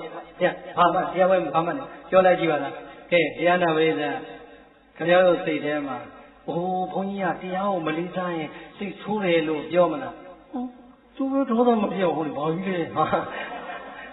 ဘတ်ကွာတခါတည်းလာမှအိမ်မရောက်ဘူးမှန်တော့မှလားအဲ့တော့သံဃာဆိုတာကမျက်စိမြင်တော့မြင်တဲ့အတိုင်းမပြောဘူးလားနားကြတော့ကြားတဲ့အတိုင်းမပြောဘူးလားကိုယ်လည်းပါဇက်သူလည်းပါဇက်ဆိုတော့ဘုဒ္ဓဇင်တွေအရိယာတွေမပြောနဲ့သံဃာပါဇက်နဲ့လူပါဇက်တွေ့တဲ့အခါကျတော့အမလီသံဃာပဲသူပြောချင်တာပြောပါစီဆိုပြီးတော့ခေါင်းခန္ဓာများလားအတင်းပြန်လုပ်တာများလားအဲ့ဒါပဲပြိဿပြောချင်တာဒီနေရာကြီးသံဃာတော်မြတ်တွေသတင်းသုံးတဲ့နေရာပါတတ္ထာခိုင်ဖို့လိုပါတယ်ဘုံပြောနေတာအဲ့ဒါပဲဘုံလေခုနကဆော်ပြိုင်းနေရှောင်းရင်တပည့်တော်လည်းဗျာလို့ဒီသံဃာလေးတွေမွေးကျင်နေတာကြာပြီတာကိတာအကြောင်းပြန်အရေးကြီးတဲ့ဒီဆေးဝအရင်ဆောင်းလိုက်တာဒီဘက်ကအကြောင်းကြီးကဒီနေ့မှဆောင်းရမှာပြီးတော့အကြောင်းကြီးမရှိရင်သံဃာလေးမွေးလို့မရသေးဘူးဆေးဝအရင်လင်းတူအခုတော့လဲကူးမှာအကြောင်းကြီးဆောင်းနေတာတော်တော်ပြီးသွားပြီပြီးတော့တပည့်တော်လည်းလာမယ့်နေ့ကျရင်သံဃာ50 60လောက်စမွေးတော့မယ်ဗျာလို့အခုမှစပြီးတော့ပြောချင်တာကဟောဒီနေရာဒီသံဃာတွေသတင်းသုံးတဲ့နေရာဖြစ်တဲ့အတွက်ဟိုး9 နှစ်10 နှစ်သာကိုရင်လေးတွေကနေပြီးတော့ကိုတတ်တော်ကြီးတော်ဆိုတော်ဘုရားကြီးစိုက်မျိုးစုံခိုင်မျိုးစုံအရှင်မျိုးစုံမတွေ့ရဘူးလားဘုဒ္ဓဇင်ရဲ့တရားကိုပြောကြလို့နော် မျက်လုံးထဲမှာအမြင်မတော်တာလေးတွေ့လိုက်ရင်နားထဲမှာအကြားမတော်တာလေးတွေ့လိုက်ရင်တက်ကနေပြစ်မှားလွယ်တတ်ပါတယ်ဒီကနေ့ခေတ်သံဃာတော်အရှင်မြတ်များစီမြတ်စွာဘုရားရဲ့သာသနာကိုထိမ့်သိမ်းလာတာပြီးနှစ်ပေါင်း2500ကျော်ခဲ့ပြီကိုရင်လေးဘဝကနေကိုရင်ကြီးကနေယဟန်လေးကနေစာကြဘုန်းကြီးကနေသောဘုရားကြီးဆိုပြီး step by step ပဲသွားခဲ့တာပါမိုးပေါ်ကကြာလာတာတဘာမှမရှိဘူးရှင်းလားအဲ့တော့ဟောဒီသံဃာလေးတွေနဲ့ပတ်သက်ရင်မြင်တတ်ကြည့်တတ်ဖို့လိုတယ်ကိုယ်အိမ်ကသားလေးအသက်20ရောက်ပြီဆိုပြီးတော့များစိတ်ချလက်ချနဲ့ထားတာရှိရလား။ကိုယ့်ရင်ကသားလေးအဲ့ဒီလိုထားတယ်လို့အောက်က9နှစ်10နှစ်9နှစ်10နှစ်17နှစ်ဆိုရန်ကုန်သားကိုတော်ကဲပါပြီ။10တန်းကျောင်းသူကျောင်းသားကြီးအထိအိမ်ကနေအမေကသမင်းကျိုင်းနဲ့ကျောင်းလိုက်ဖို့တာမရှိဘူးလား။ပြီးရင်ချီတလက်ချိတ်ပြီးတော့သွားကြိုနေရတာမရှိဘူးလား။ကိုယ့်အိမ်ကသားသမီးအရွယ်လေးတွေဟိုက်ထဲမှာအများကြီးအဲ့တော့ဒီတန်ဃာလေးကြီးတန်းပြီးသွားရင်ကြီးညိုတတ်ရင်ကြီးညိုစရာလေးတွေအများကြီးတွေ့သလိုကိုတော်လေးတွေရဲ့မျက်လုံးလေးတွေကတခါလေတောက်ကကြည့်တဲ့အရာလေးတွေတော့မရှိနိုင်ဘူးလားကလေးပဲအမလီငါအိမ်ကသားလေးတော်မှာ16နှစ်PPTD ဆိုးလို့ကောင်းလို့ဆိုရင်သူတို့သားလေးကကိုရင်ဝင်နေတာတော်သေးတာပေါ့ဆိုရင်ကြောက်မသွားဘူးလားအဲ့လိုမဟုတ်ဘူးလေကိုရင်လေးဦးထင်းအောင်လေသင်္ကန်းကိုထောက်ပြောလိုက်ချင်းဟုတ်လားဟုတ်တယ်မလားဒါမျိုးတွေကမရှိနိုင်ဘူးလားမလုပ်ပါနဲ့တဲ့တကယ်ယုံကြည်တဲ့တတ္တာတရားအဲ့ဒီနေရာမှာသိအရေးကြီးသွားတယ်အဲကြောင့်တတ္တာတရားကိုဘုန်းကြီးတို့ပြောချင်တာကအားလုံးဗုဒ္ဓဘာသာတွေဖြစ်တဲ့တော့ပိုင်တော့မပိုင်ဘူးလားပိုင်နေသို့တော့ပိုင်နေအဲ့ဒီတတ္တာကြီးခိုင်ဖို့အရေးကြီးတယ်အဲ့ဒါလေးပြောချင်တာဘာအရေးကြီးလဲခိုင်နေအရေးကြီးတယ်ခိုင်မှအရေးကြီးတယ်ဟောဒီကြောင်ကြီးဖောင်လေးချင်းကောင်းကောင်းနဲ့မခိုင်လေးတစ်ချက်တိုင်ပါမသွားဘူးလားအဲ့ဒီအတိုင်းပဲဗျာယုံကြည်တဲ့သတ္တဘုရားကိုယုံကြည်ပါ၏တရားကိုယုံကြည်ပါ၏သံဃာကိုယုံကြည်ပါ၏လို့ကိုးကွယ်ပါ၏လို့ဗုဒ္ဓဓမ္မသံဃာသရဏံဂစ္ဆာမိဘလောက်ပဲဆိုတဲ့လောကဓာတ်လေမုန်တိုင်းနဲ့တွေ့လိုက်ရင်ကြောင်ကြီးတစ်ဆောင်ကမခိုင်ရိုင်ရွဲ့သွားတယ်လို့ပဲအမြင်အကြားအခါတဲ့အစာအကုန်လုံးကိုအသွင်မြင်နေမြင်လိုက်တဲ့အချိန်မှာကိုယ်မျက်လုံးကိုယ်နားနဲ့မကြိုက်တာတွေ့ရင်ဟောဒီသဒ္ဓါသည်ရိုင်တတ်ပါတယ်မခိုင်တဲ့သဒ္ဓါဆိုရင်မရိုင်ဘူးလား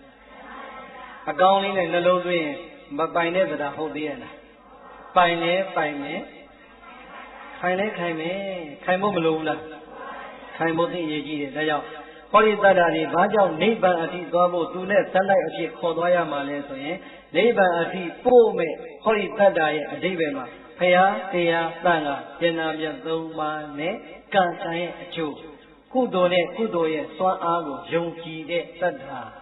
ဟုတ်ပြီလားအဲကြောင့်ဘုရားကိုအပြည့်ယုံကြည်ပါတရားကိုအပြည့်ယုံကြည်ပါသံဃာတော်မြတ်တွေကိုမျက်စိနာနာလျှာကိုယ်စိတ်ဓဝရ6ပါးနဲ့ကြုံလာတဲ့အခါမှာခွင့်လွတ်တတ်တဲ့အကြည့်ခွင့်လွတ်တတ်တဲ့အပြောတွေပါဖို့မလိုဘူးလားအဲ့ဒါဆိုရင်တရားမခိုင်ဘူးလားခိုင်နေဘုန်းကြီးကဏ္ဍပြောမှုပါလေမင်းတို့တော်ဘုရားကြီးရဲ့အကြောင်းဟိုတော့ကဘုန်းကြီးတို့မသလခေတ်တော့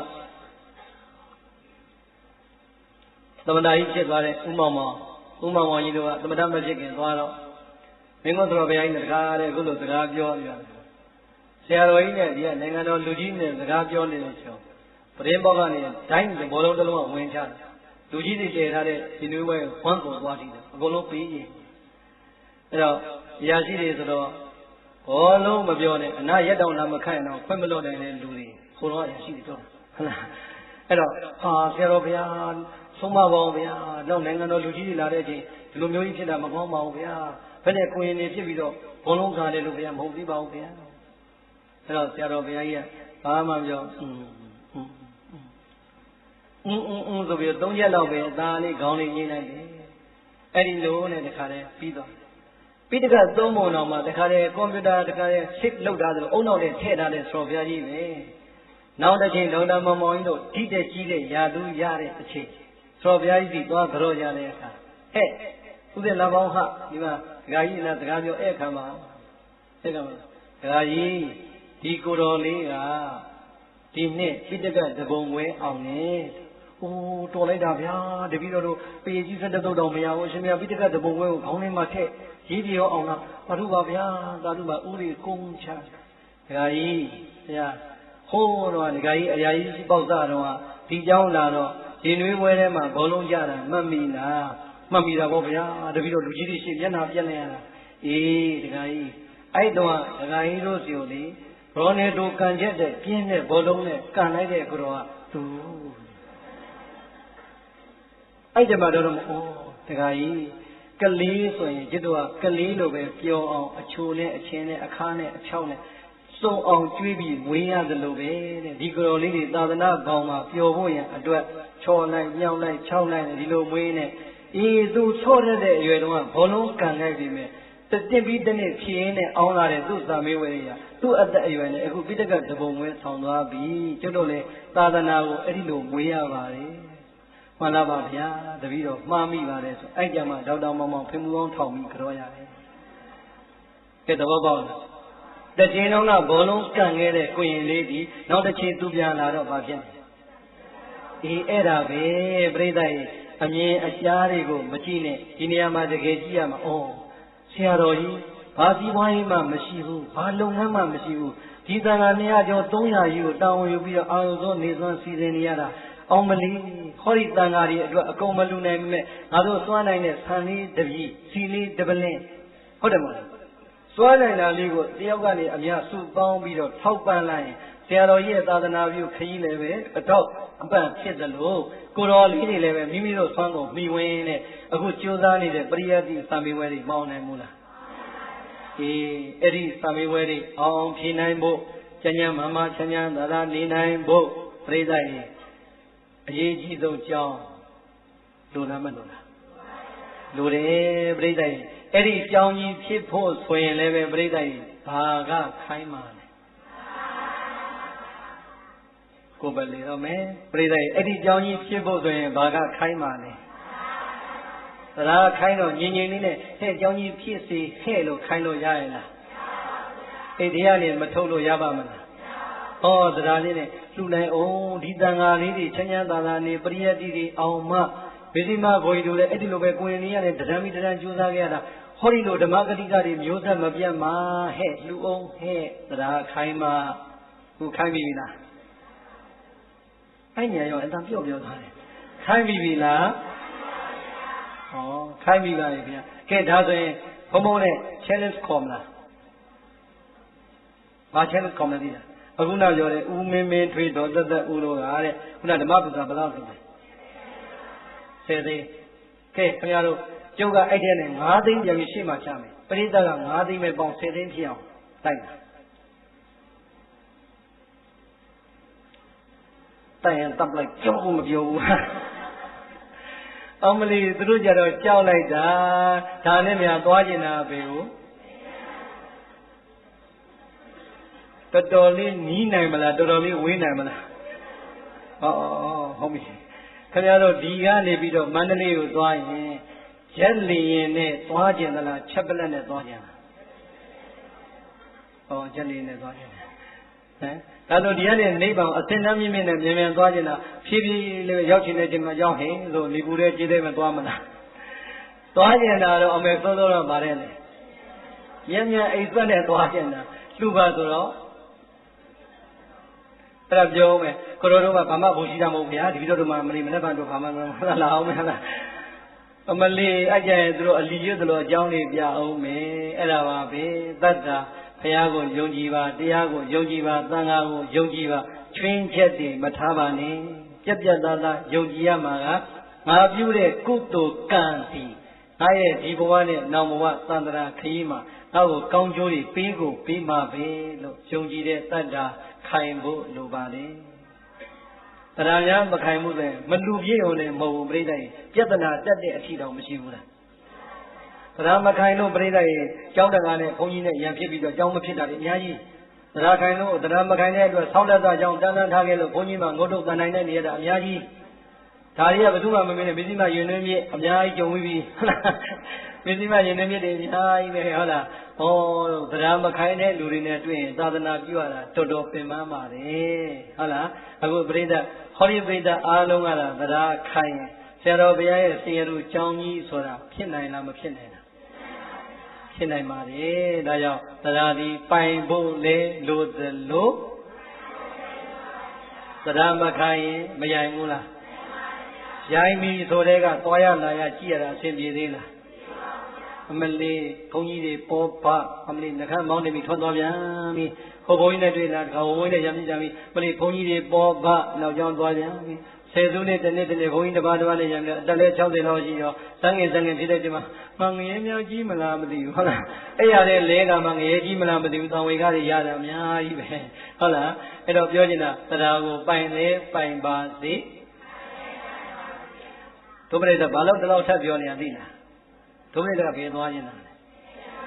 အေးနိဗ္ဗာန်သွားဖို့ဘာနဲ့သွားမလဲဒါနဲ့ဒါကြောင့်ဒီလောက်ဆိုရင်သဘောပေါက်ပြီလားအာဟုသောသီလောရင်းနဲ့မိရှောင်းလာပါတယ်အာလဝကဘီလူမင်းသတ္တရာဘုရားတရားသံဃာယရဏမြတ်သုံးပါးနဲ့ကံကံရဲ့အကျိုးအပေါ်မှာတကယ်ပြတ်သားစွာယုံကြည်တဲ့သတ္တတရားဖြင့်ဩကံသင်တို့ကြောက်လာပါတယ်ဆိုတဲ့ဩကလေးပြာသန္တရာကြီးကိုတရတိကောင်းစွာမသွေးကုခတ်နိုင်ပါ၏ဤဒီသောဘဂဝါဘုံတော်၆ပါးသခင်ဘုရားရှင်ကိုရောမြတ်ကြီးသည်အာလဝကယခာပညာအာလဝကဘီလူမင်းမိရှောင်တဲ့ပထမမေကုံကိုယာကသိသုံးတိုင်းမရှိခုတ်တိုင်းမှန်စွာဖြေကြတော်မူလိုက်ပါပေသတည်း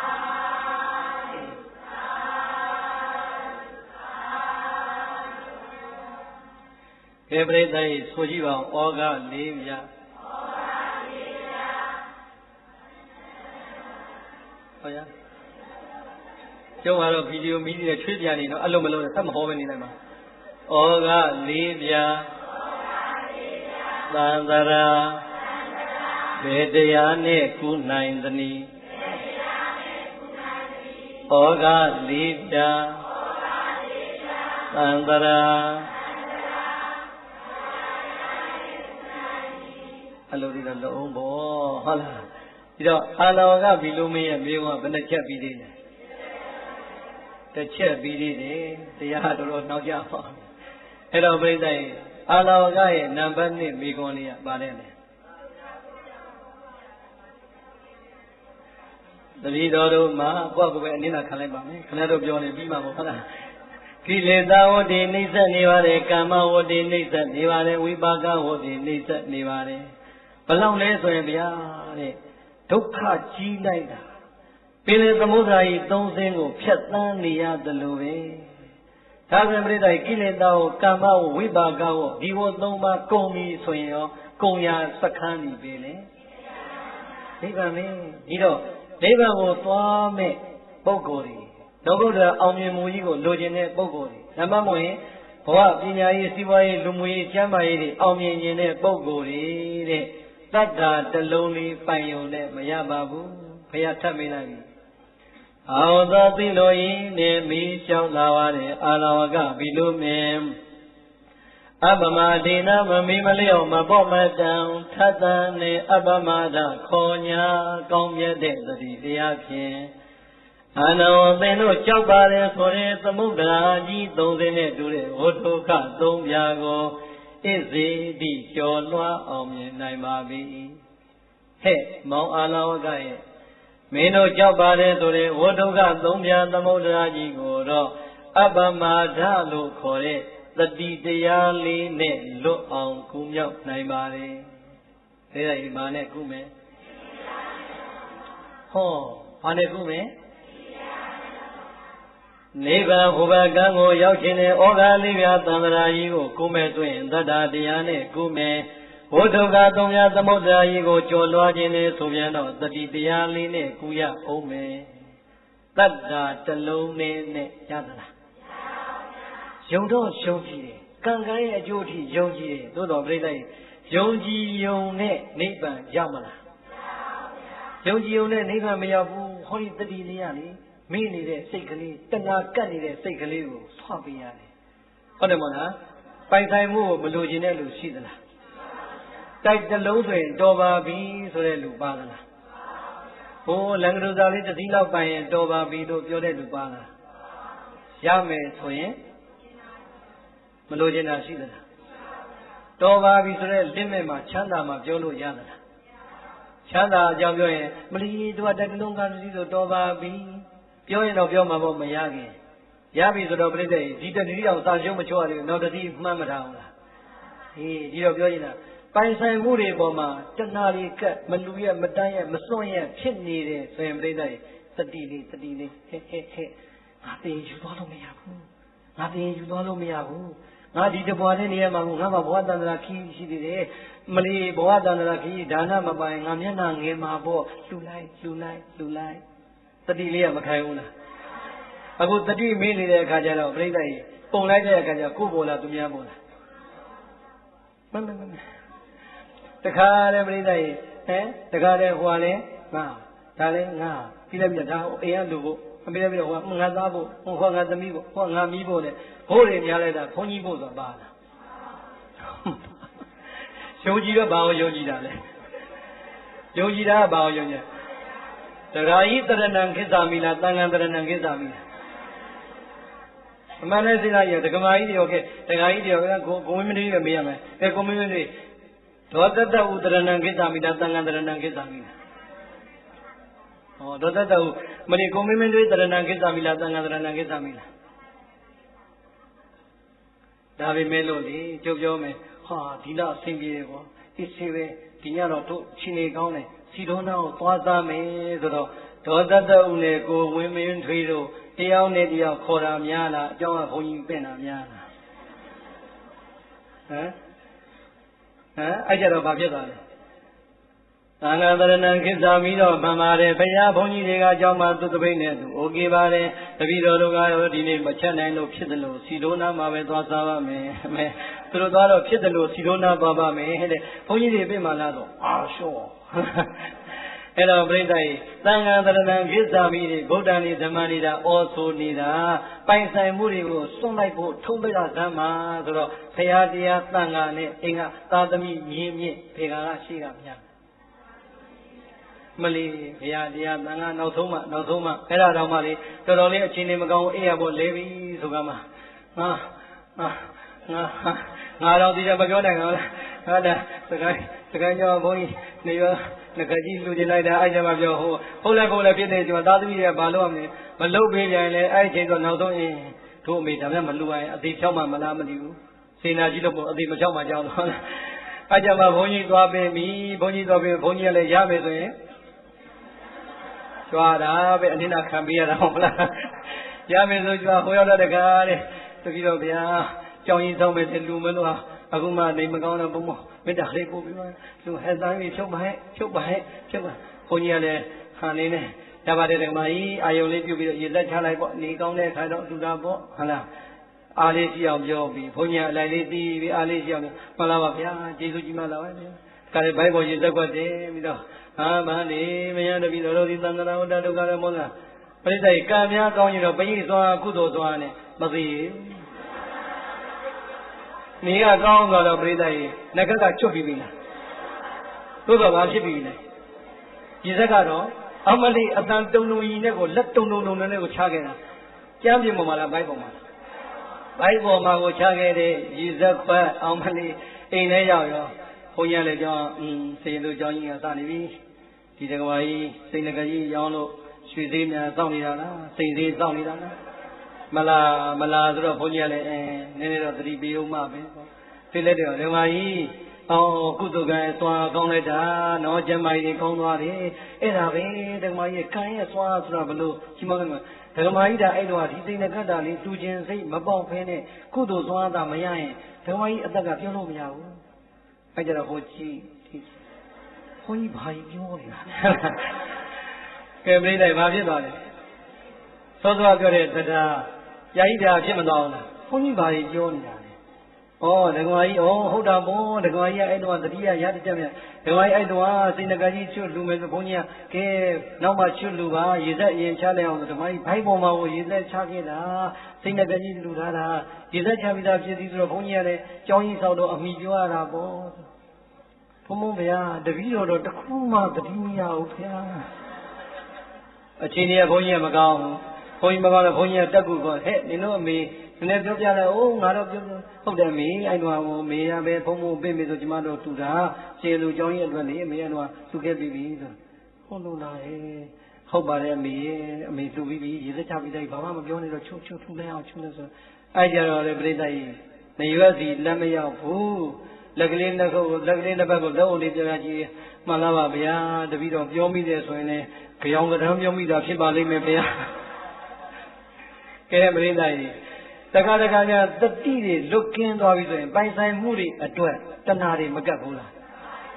မဖြတ်ရင်မပြတ်ဘူးပြိတ္တကြီးသင်ယူသွားလို့ရတာ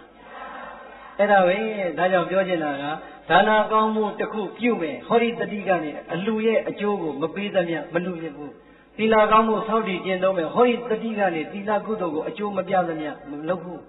ဘာဝနာပွားမယ်ပို့ဆိုးတာပေါ့ပြိတ္တကြီးဒီတော့ဘာဝနာများပွားတဲ့အစိတ်ဆိုရင်ယုံနာပေါ်မှာတတိကအချင်းကြီးကတ်နေရမယ်ဆိုတော့မြတ်စွာဘုရားတတိပဌာနာသုတ်တံမှာဟောပြီးသားဒီတော့ပြောချင်တာကလောကချမ်းသာကိုရှာနေတဲ့ပညာရေးစီးပွားရေးလူမှုရေးကျန်းမာရေးနဲ့ပဲတတိမပါရင်အောင်မြင်မလားကြာရှုံးမလားကြာရှုံးနေကိုယ့်ကိုယ်ကိုယုံကြည်မှုတွေဘယ်လောက်ပြဟာငါ့ကိုငါယုံကြည်တယ်ငါလုံးရင်ဖြစ်ရမှာပေါ့လို့ဆိုပြိတ္တရွှေသေးဒေါ်လာသေးငွေသေးရင်းသလားအောင်မယ်လေပြိတ္တဒီခေတ်ထဲမှာအော်ကြီးနေတဲ့လူတွေအများကြီးဘာဖြစ်လို့လဲအခုပြပြန်ပြီအားကြပြန်ပြီဘုံနဲ့တက်ပြန်ပြီပြုတ်ပြန်ပြီဟုတ်လားပြိတ္တပြောကြတာကတတိတဲ့မြန်မာတွေမို့တကဘာလုံးကိုနားဆွင့်ပြီးတော့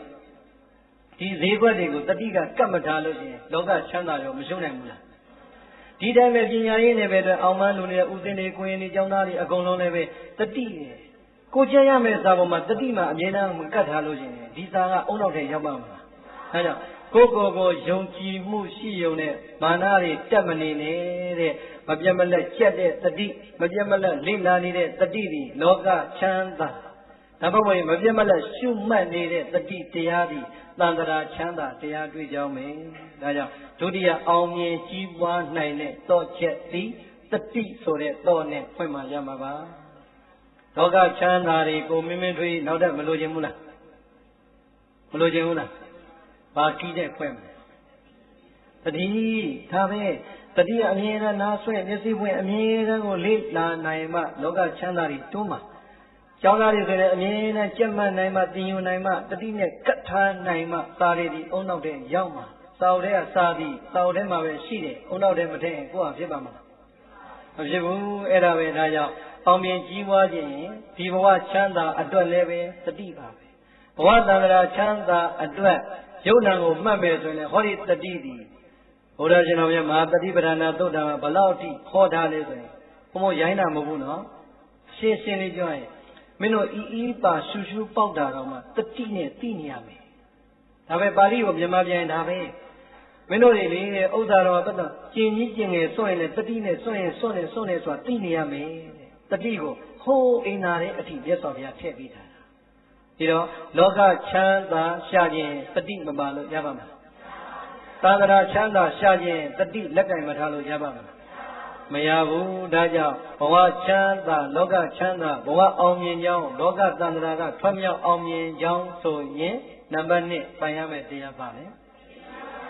တတိဒီတော့တရားကလည်းခိုင်ပြီတတိကလည်းပိုင်ပြီဆိုရင်ဟောကိုယ့်ကိုယ်ကိုယုံကြည်မှုရဲ့နောက်မှာတတိကတက်လှန့်နှိုးဆော်ပေးနေတဲ့အတွက်လူဖြစ်တဲ့တရားရဲ့ကောင်းမှုတွေပေါ်မလာဘူးလားတတိကနှိုးဆော်ပြလိုက်တဲ့သီလဆိုတဲ့ကုသိုလ်တွေပါမလာဘူးလားတတိကနှိုးဆော်လိုက်တဲ့အတွက်ဘာဝနာကုသိုလ်များဒီဟောဒီယုံနာမှာအချိန်တိုင်းတတိနဲ့မှတ်လိုက်ရင်တဲ့ဝိပဿနာဉာဏ်မဉဏ်ဖူဉဏ်ရလို့ဘုဒ္ဓကသုံးပြသမုဒ္ဒရာဆိုတဲ့ပင်လေကြီးကိုဟောဒီတတိနဲ့ကူးကိုကူးမှအောင်မြင်ပါတယ်ကဲဒါဆိုရင်မှန်လားမလားအဲကြောင့်ဘုဒ္ဓကသုံးပြပါနဲ့ကူးမယ်ကဲလိုက်ဘုဒ္ဓကသုံးပြသမုဒ္ဒရာဘယ်တရားနဲ့ကူးနိုင်သနည်းဆို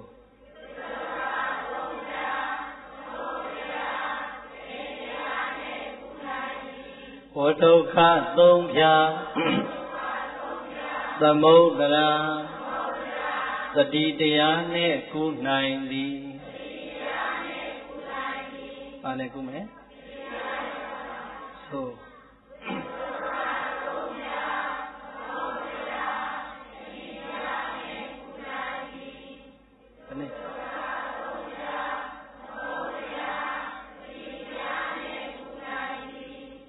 ဘယ်နဲ့ပြရမလဲ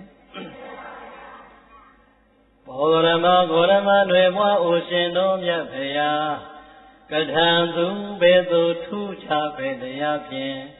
ဒုက္ခတပိတော်တို့ကြုံနေရပါတဲ့ဒုက္ခမျိုးစုံအဖုံဖုံကိုဣသေတိကျော်လွှားအောင်မြင်နိုင်ပါသနည်းဖရာရှင်ဂေါရမတဲ့တပိတော်တို့ဒီကိုယ်ဆင်းရဲဆိုတဲ့ခန္ဓာကိုယ်နဲ့ပြီးတဲ့ဒုက္ခတွေစိတ်ဆင်းရဲလို့ခေါ်တဲ့စိတ်ကြောင့်ဖြစ်တဲ့ဒုက္ခမျိုးစုံနေတိုင်းဝိုင်းအောင်လို့ခံနေရပါတယ်။ကဲပြိဿအာရဝကလျှောက်တဲ့စကားဒီကနေ့ကျွတ်တော့မှရောမရှိဘူးလား။ကဲဒုတရားနာပြိဿကိုတနေ့တနေ့ဒုက္ခဆိုတဲ့ချမ်းသာတွေဝိုင်းအောင်နေတာလားဒုက္ခဆိုတဲ့ဆင်းရဲတွေဝိုင်းအောင်နေတာလား။ဒါပေမဲ့လို့အဲ့ဒီဒုက္ခဆိုတဲ့ဝိုင်းအောင်နေတဲ့တရားကြီးကိုဒုပြိဿကြောက်သလားခြိုက်သလားကြောက်တာပဲဒုက္ခတော်ထဲမှာဝင်နေတာလားဒုက္ခတော်ထဲကိုထွက်နေတာလားဟောဒါလည်းသိတယ်အဲ့တော့ပြိဿကြီးတပည့်တော်ကြုံနေရတဲ့ဆင်းရဲမျိုးစုံကိုဘယ်လိုတရားနဲ့ကြော်မလဲဗျာကဲတို့တရားနဲ့ပြရှင်းရှင်းလေးပဲအခုပဲကြည့်လိုက်ခန္ဓာကိုယ်မှာအခုဘုန်းကြီးဟောရတာဘယ်လောက်ရှိသွားပြီတဏှာကြီး10 မိနစ်ရှိသွားပြီကဲတဏှာကြီး10 မိနစ်ဆိုတဲ့အချိန်ကဒါပလင်မော်တက်တာဆိုမိနစ်20လောက်ဖြစ်သွားပြီတဏှာကြီး20လောက်ဖြစ်သွားအမှန်တမ်းပြောကြည့်စမ်းခန္ဓာကိုယ်မှာအခုညောင်းနေသလားကောင်းနေသလားဟမ်ဟောညောင်းနေသာဓုပါ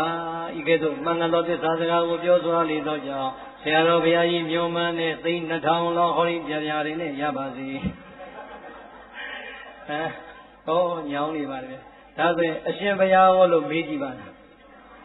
မေးကြည့်တယ်မှာကြဲကြဲလေးပြန်ကျင်စိတ်ကိုပေါက်နေပါပြီဟုတ်လားအောင်မယ်သူတို့ကြီးပဲညောင်းတာကြတယ်နည်းနည်းမှအာနာပါနာအမလီကောင်းပါတယ်ဘုရားလေးများပြောမလားညောင်းတာတော့မအတန်နဲ့ညောင်းနေပါလေအမေဓမ္မဂရိကနဲ့အပြည့်တန်နေတန်သားလေးလားမိရပရိသတ်ပြောလို့တာကခန္ဓာရှိတော့ကြာထိုင်တာတော့ခန္ဓာကပြတဲ့ဒုက္ခမပေါ်ဘူးလားသူရနာလာမယ်ခါရီကြိုက်လာမယ်ဟုတ်လားဟိုမမိသမီးကြီးရဲ့လို့ရဲ့ဇကြောတွေတန်လာမယ်ဟုတ်လားအဲ့တော့ပြောချင်တာကခန္ဓာကိုယ်မှာပြတဲ့ဒုက္ခမျိုးစုံအခုကြုံနေဘူးလားကဲခန္ဓာကိုယ်မှာပြတဲ့ကိုယ်ဆင်းရဲတရားကြီးကတိတ်ဆက်လာတာလေရှားပြီးတော့မေတိမကိုကြီးအလိုက်မသိအကန့်မသိနဲ့များနောက်ထပ်တဏှာကြီးလောက်ဟောမယ်ဆိုရင်ဘာဆင်းရဲဝင်လာမလဲဘာဆင်းရဲဝင်လာမလဲအိမ်ပြန်ရအောင်တောက်မှမဟုတ်လက်တွေတော့ဖိလာငါထင်းတယ်ရကြီးရှိတော့ရှင်းအောင်မဘူးနော်ပြောလို့လည်းနေမကောင်းဘူးဟောတော့စိတ်ကြစကောဟာပြိတ္တိုင်ပြောလိုက်မှအလီရွတ်လို့ကမောစီပေါ်စီတန်းစီလာပါလားမရောက်သေးပါဘူးသိကြပါအမခံပါပြီးကနေဟောင်းရလားအဲပြောတာကကိုယ်ဆင်းရဲခန္ဓာကိုယ်မှာဆင်းရဲတွေနှိမ့်ဆက်လာရင်စိတ်ကရောခံနိုင်သေးလားဆင်းရဲတာပေါ့ဒီတော့ကိုယ်ဆင်းရဲစိတ်ဆင်းရဲဆိုတာကဟောဒီတရားဝဲမှာကြုံရတယ်လို့ပဲအိမ်မှာရောမကြုံဘူးလားဒီမှာရောလမ်းမှာရောရုံးရောက်တော့ရုံးကပြန်လာတော့ဟောအမြဲတမ်းကိုယ်ဆင်းရဲစိတ်ဆင်းရဲတစ်ခုမဟုတ်တစ်ခုကြုံမနေဘူးလားကြောခြင်းသလားမွေးထားခြင်းလားဩကြောခြင်းနဲ့သိကြတယ်နော်ဟေးဒါဆိုရင်ဘယ်တရားနဲ့ကြော်မလဲဘယ်တရားနဲ့ကြော်မလဲဘယ်သူကမေးတာလဲကဲဒုက္ခိတကမေးဦးမှာလားခင်ဗျားတို့မေးလို့ကျုပ်ဖြစ်မှာနော်ကျုပ်တရားရှိတာမဟုတ်ဘူးနော်ဟောမလားမဟုတ်လားပြောဘယ်သူတောင်းတာလဲ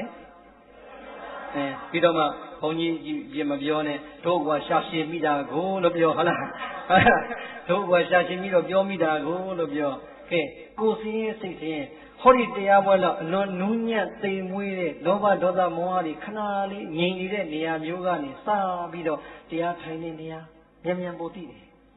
တတိနဲ့ယုံနာကိုစောင့်မှတ်ရင်ဝိပဿနာမှတ်ရင်15မိနစ်နဲ့သိတယ်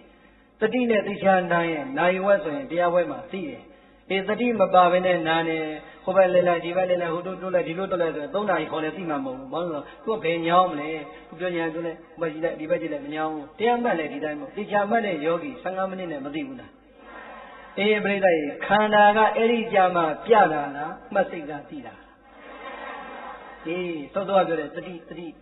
တိလေးနဲ့ယုံနံကတ်လိုက်ရင်ပြိဿရင်ထိုင်တဲ့အချိန်မှာဖြည့်ပြဲနေတဲ့ယုံနံရဲ့ခံစားနေရတဲ့ခံစားမှုမျိုးစုံဝေဒနာမျိုးစုံအဲ့ဒီမှာတွေ့တယ်တဲ့သို့တော့တတိများကင်းလို့ပြိဿရင်ဝါဒနာပါလို့များဖေးဝိုင်းသွားထိုင်9တိုင်6တိုင်မိုးလင်းကြည့်ထိုင်ညောင်းသလားမညောင်းပါဘူးကြည့်ရရိုက်ဘူးပုံရလိုက်ဖြေးနေတာပဲသူတို့အဲ့တော့ပြိဿအဲ့ဒါပဲအခုဝရိယတရားလေးလာတော့မယ်အာဝသောတိနောယင်းနဲ့မိရှောင်လာပါတဲ့အာလဝကဘီလူမင်းဝရိယေနာပြင်းပြင်းထန်ထန်ထထတန်တန်ကျိုးစားအားထုတ်တဲ့သမ္မပဒံလုံးလဝရိယတရားဖြင့်ဒုက္ခသင်တို့ကြောက်လာပါတယ်ဆိုရင်ဒုက္ခမျိုးစုံအဖုံဖုံကိုဣသိတိကျော်လွှားအောင်မြင်နိုင်ပါပြီဟဲ့အာလဝကမင်းကွာတဲ့ဘလောက်ဆင်းရဲရုပ်တရားကဘလောက်ပြပြစိတ်ကြီးမှာဘလောက်ပြပြဆင်းရဲမျိုးစုံကြုံလာရင်လေမင်းသောသောမွေးထားတဲ့တရားနောက်မှာတတိနောက်မှာဝရိယတလုံးသာပိုင်အောင်မွေးစမ်းကွာတဲ့အဲ့ဒီဝရိယကဘာဆင်းရဲမဆိုကြော်လွှားအောင်မြင်နိုင်တယ်ပြိတ္တရဲ့ဆင်းရဲကိုဘာနဲ့ကြော်မလဲအမလီတို့များဆင်းရဲလိုက်တာသွန်နာမှာနေရတာဟုတ်လားဘယ်သူတို့များချမ်းသာလိုက်တာဝိညာဉ်မယာမှာနေရတာထိုင်ပြီးညီးသေးအောင်ညီးချမ်းသာမလားဘာနဲ့ကြော်လဲပြိတ္တရဲ့အမေမွေးတွေကရွှေဒုတ်ကင်မွေးလာတယ်လို့ဘယ်သူမှမရှိဘူးဝရိယနဲ့ကံနဲ့ဉာဏ်နဲ့အခုပြောတဲ့သဒ္ဒါနဲ့တတိနဲ့ပေါင်းပြီးတော့ကြိုးစားခဲ့တာဒီတော့ဆင်းရဲလာတဲ့ပညာသံဝဲကြပြီဆိုမှတော့ကဲကိုတော်တွေရောကျောင်းသူကျောင်းသားတွေရောဆင်းရဲမလားချမ်းသာမလားဒါပဲလောကမှာလိုချင်တဲ့ပညာရေးချမ်းသာလိုချင်တဲ့ပညာရေးမှာကျွမ်းရတဲ့ဆင်းရဲကိုကြောက်တယ်ဆိုရင်ဘာနဲ့ကြော်စီးပွားရေးဆင်းရဲကြော်ခြင်းနဲ့ဘာနဲ့ကြော်လူမှုရေးဆင်းရဲကြော်ခြင်းနဲ့ဘာနဲ့ကြော်အောင်မယ်လေယာတုကုန်တွေဆင်းရဲဘာနဲ့ကြော်မလဲပိုတော်အရေးကြီးတယ်အချိန်မီအခါမီအစည်းအဝေးမတိုင်ခင်ဘတ်ပြီးတော့လားပြိတ္တိအဲ့ဒါပဲပြောချင်တာလောကချမ်းသာမှာလဲဝရိယတိဆင်းရဲမျိုးစုံကိုကျော်လွှားနိုင်ပါလေအောင်မလီဘဝတန္တရာချမ်းသာမှန်းတာလို့ယုံနံကိုတတိကတ်မှတ်ကြပြီဆိုတဲ့အခါမှာလည်းပဲဟောဒီခန္ဓာကပြတဲ့ဝေဒနာမျိုးစုံကိုပြီးခံရင်နိဗ္ဗာန်ရောက်တယ်တဲ့မာသီစောဘုရားကြီးရဲ့စကားလုံးလေးဟောဒီခန္ဓာမှာပြတဲ့ဝေဒနာမျိုးစုံကိုဝရိယနဲ့တောင့်တင်သိခံမှလာလျင်ဝေဒနာရဲ့တိုးမှုရောမှုဖြစ်မှုပြတ်မှုအမှန်သဘောကိုသိအနိစ္စပဲဆိုတာဉာဏ်ထဲမှာတွေးအောင်ရှုဖို့ဆိုရင်ဝရိယတရားသည်ဇက်လိုက်ပါပဲ။ဘာလဲကြောင့်လဲ။ကာသင်ပြိဋ္ဌာန်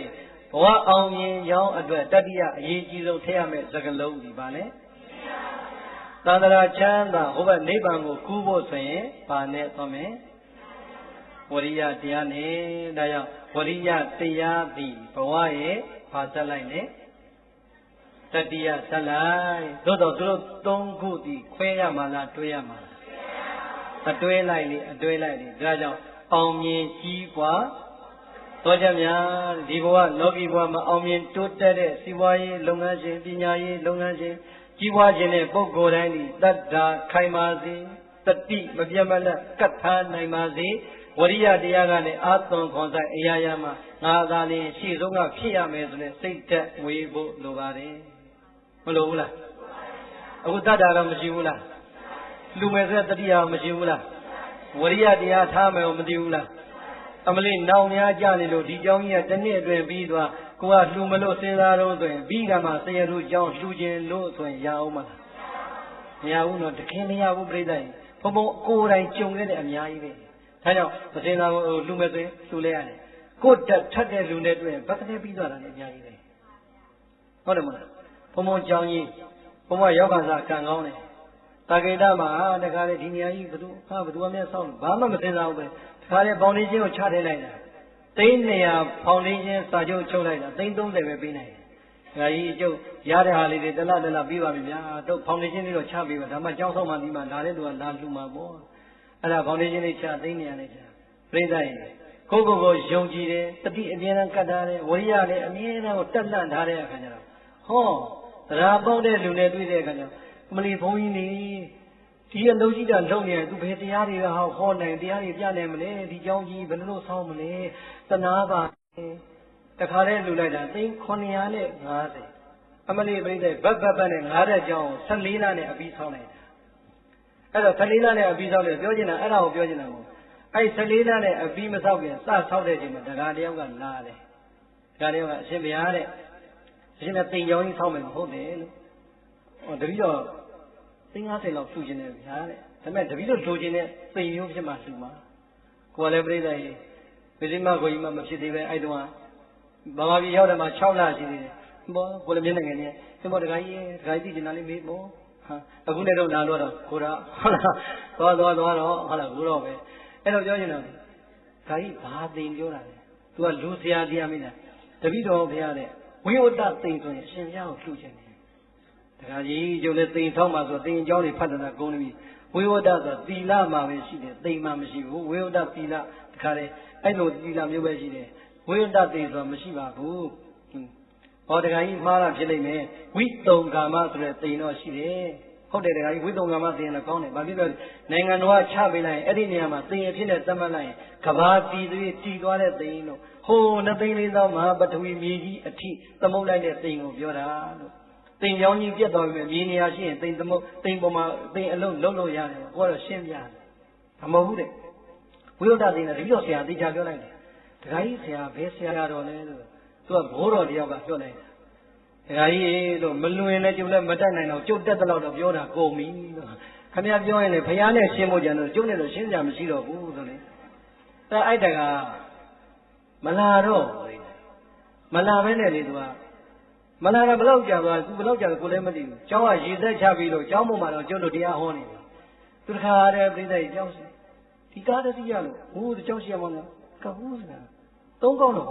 ့ဒီကားကဘယ်ကျောင်းရှာနေရလဲမသိဘူးကွာသနာပါတယ်ထွက်ပြောလိုက်အောင်လို့ကိုယ်ကလည်းထွက်မိတဲ့အချိန်ဒီမှာပြီးတော့ဟာအရှင်မရတဲ့အဲ့လိုတခါကြီးဩအမှတ်မိတယ်ဘယ်မမှတ်မိပဲနေလဲတလောကလုံးတင်အကြောင်းရံဖြစ်ဘူးလားသူတယောက်မရှိတာအဲ့တော့တခါကြီးဘာကိစ္စလဲအရှင်မရကျောင်းရှာနေတာအရှင်မရကျောင်းဘယ်ရောက်သွားလဲဒီမဲ့ကျောင်းလေဟုတ်လေရှင်မရအစဒီဟာကြီးမရှိသေးပါဘူးဟောတခါကြီးဘယ်ကျောင်းလဲချတာရွှေတော်တဝင်းဝင်းချတာရှိတာလေးကြွားတာဟာတခါကြီးကျောင်းကပြီးလို့ကျုပ်တော်တရားပြတယ်ခဏလေးဝင်မယ်ဗျာဟောအတန်ကအထက်ကလာအောက်ကလာခဏလေးဝင်မယ်ဗျာလာပါရောက်ပါလေကြည့်ပြီကျောင်းကြီးအရှင်ဗျာဟိုအရင်ပြောတဲ့အရှင်တော်ကဒီပြောလာတဲ့စောင့်မယ်ဆိုရင်ဟုတ်တယ်လေတခါကြီးဒီတိုင်းမှာပဲတော့မြေတလက်မှမဟုတ်ပါဘူးဒီနေရာပဲကျုပ်တော်မှသိနေစီကြည့်ပြီဟောမြန်းတာတဲ့ဒီလိုအရာရှင်များသိကိုမလို့ဆိုလာတာတဲ့sorry ပဲတခါကြီးလို့တင်ရမရတော့ဘူးခေါင်းမိုးမှာတင်ရတူးလေးကို330နဲ့တူးလေးလာလူသွားတာဟာတပါဗျာတဲ့ပြီးတော့ကြည့်ပါအောင်ဗျာတဏှာလေးတော့မြင်ဒကာကြီးတဏှာတော့ရှိတယ်ဗါလဲဆိုဟိုအောက်ဆုံးနေကားတဲ့မှာကပီးမတင်ရသေးဘူး9သိန်းနဲ့ကြတယ်လို့ဒကာကြီး350တူတူတော့ကျုပ်ချူလို့မဖြစ်ဘူး9သိန်းနဲ့စေကားတက်တော့ရတယ်ကဲဒီတဲ့ခက်တီနဲ့သိန်းလိုချင်တဲ့လာလဲလို့ပြည့်မျက်နှာငယ်နဲ့ပါယူသွားအောက်ဆုံးလေကတော့အပွားလေကားတဲ့သူများလို့အောက်ဆုံးလေကကပီးတင်မို့ဒါတော့မှကိုယ်ကပေးနိုင်ရင်ပါသွားလောက်ပြီအဲ့ကြမှာခဲဒကာကြီးလို့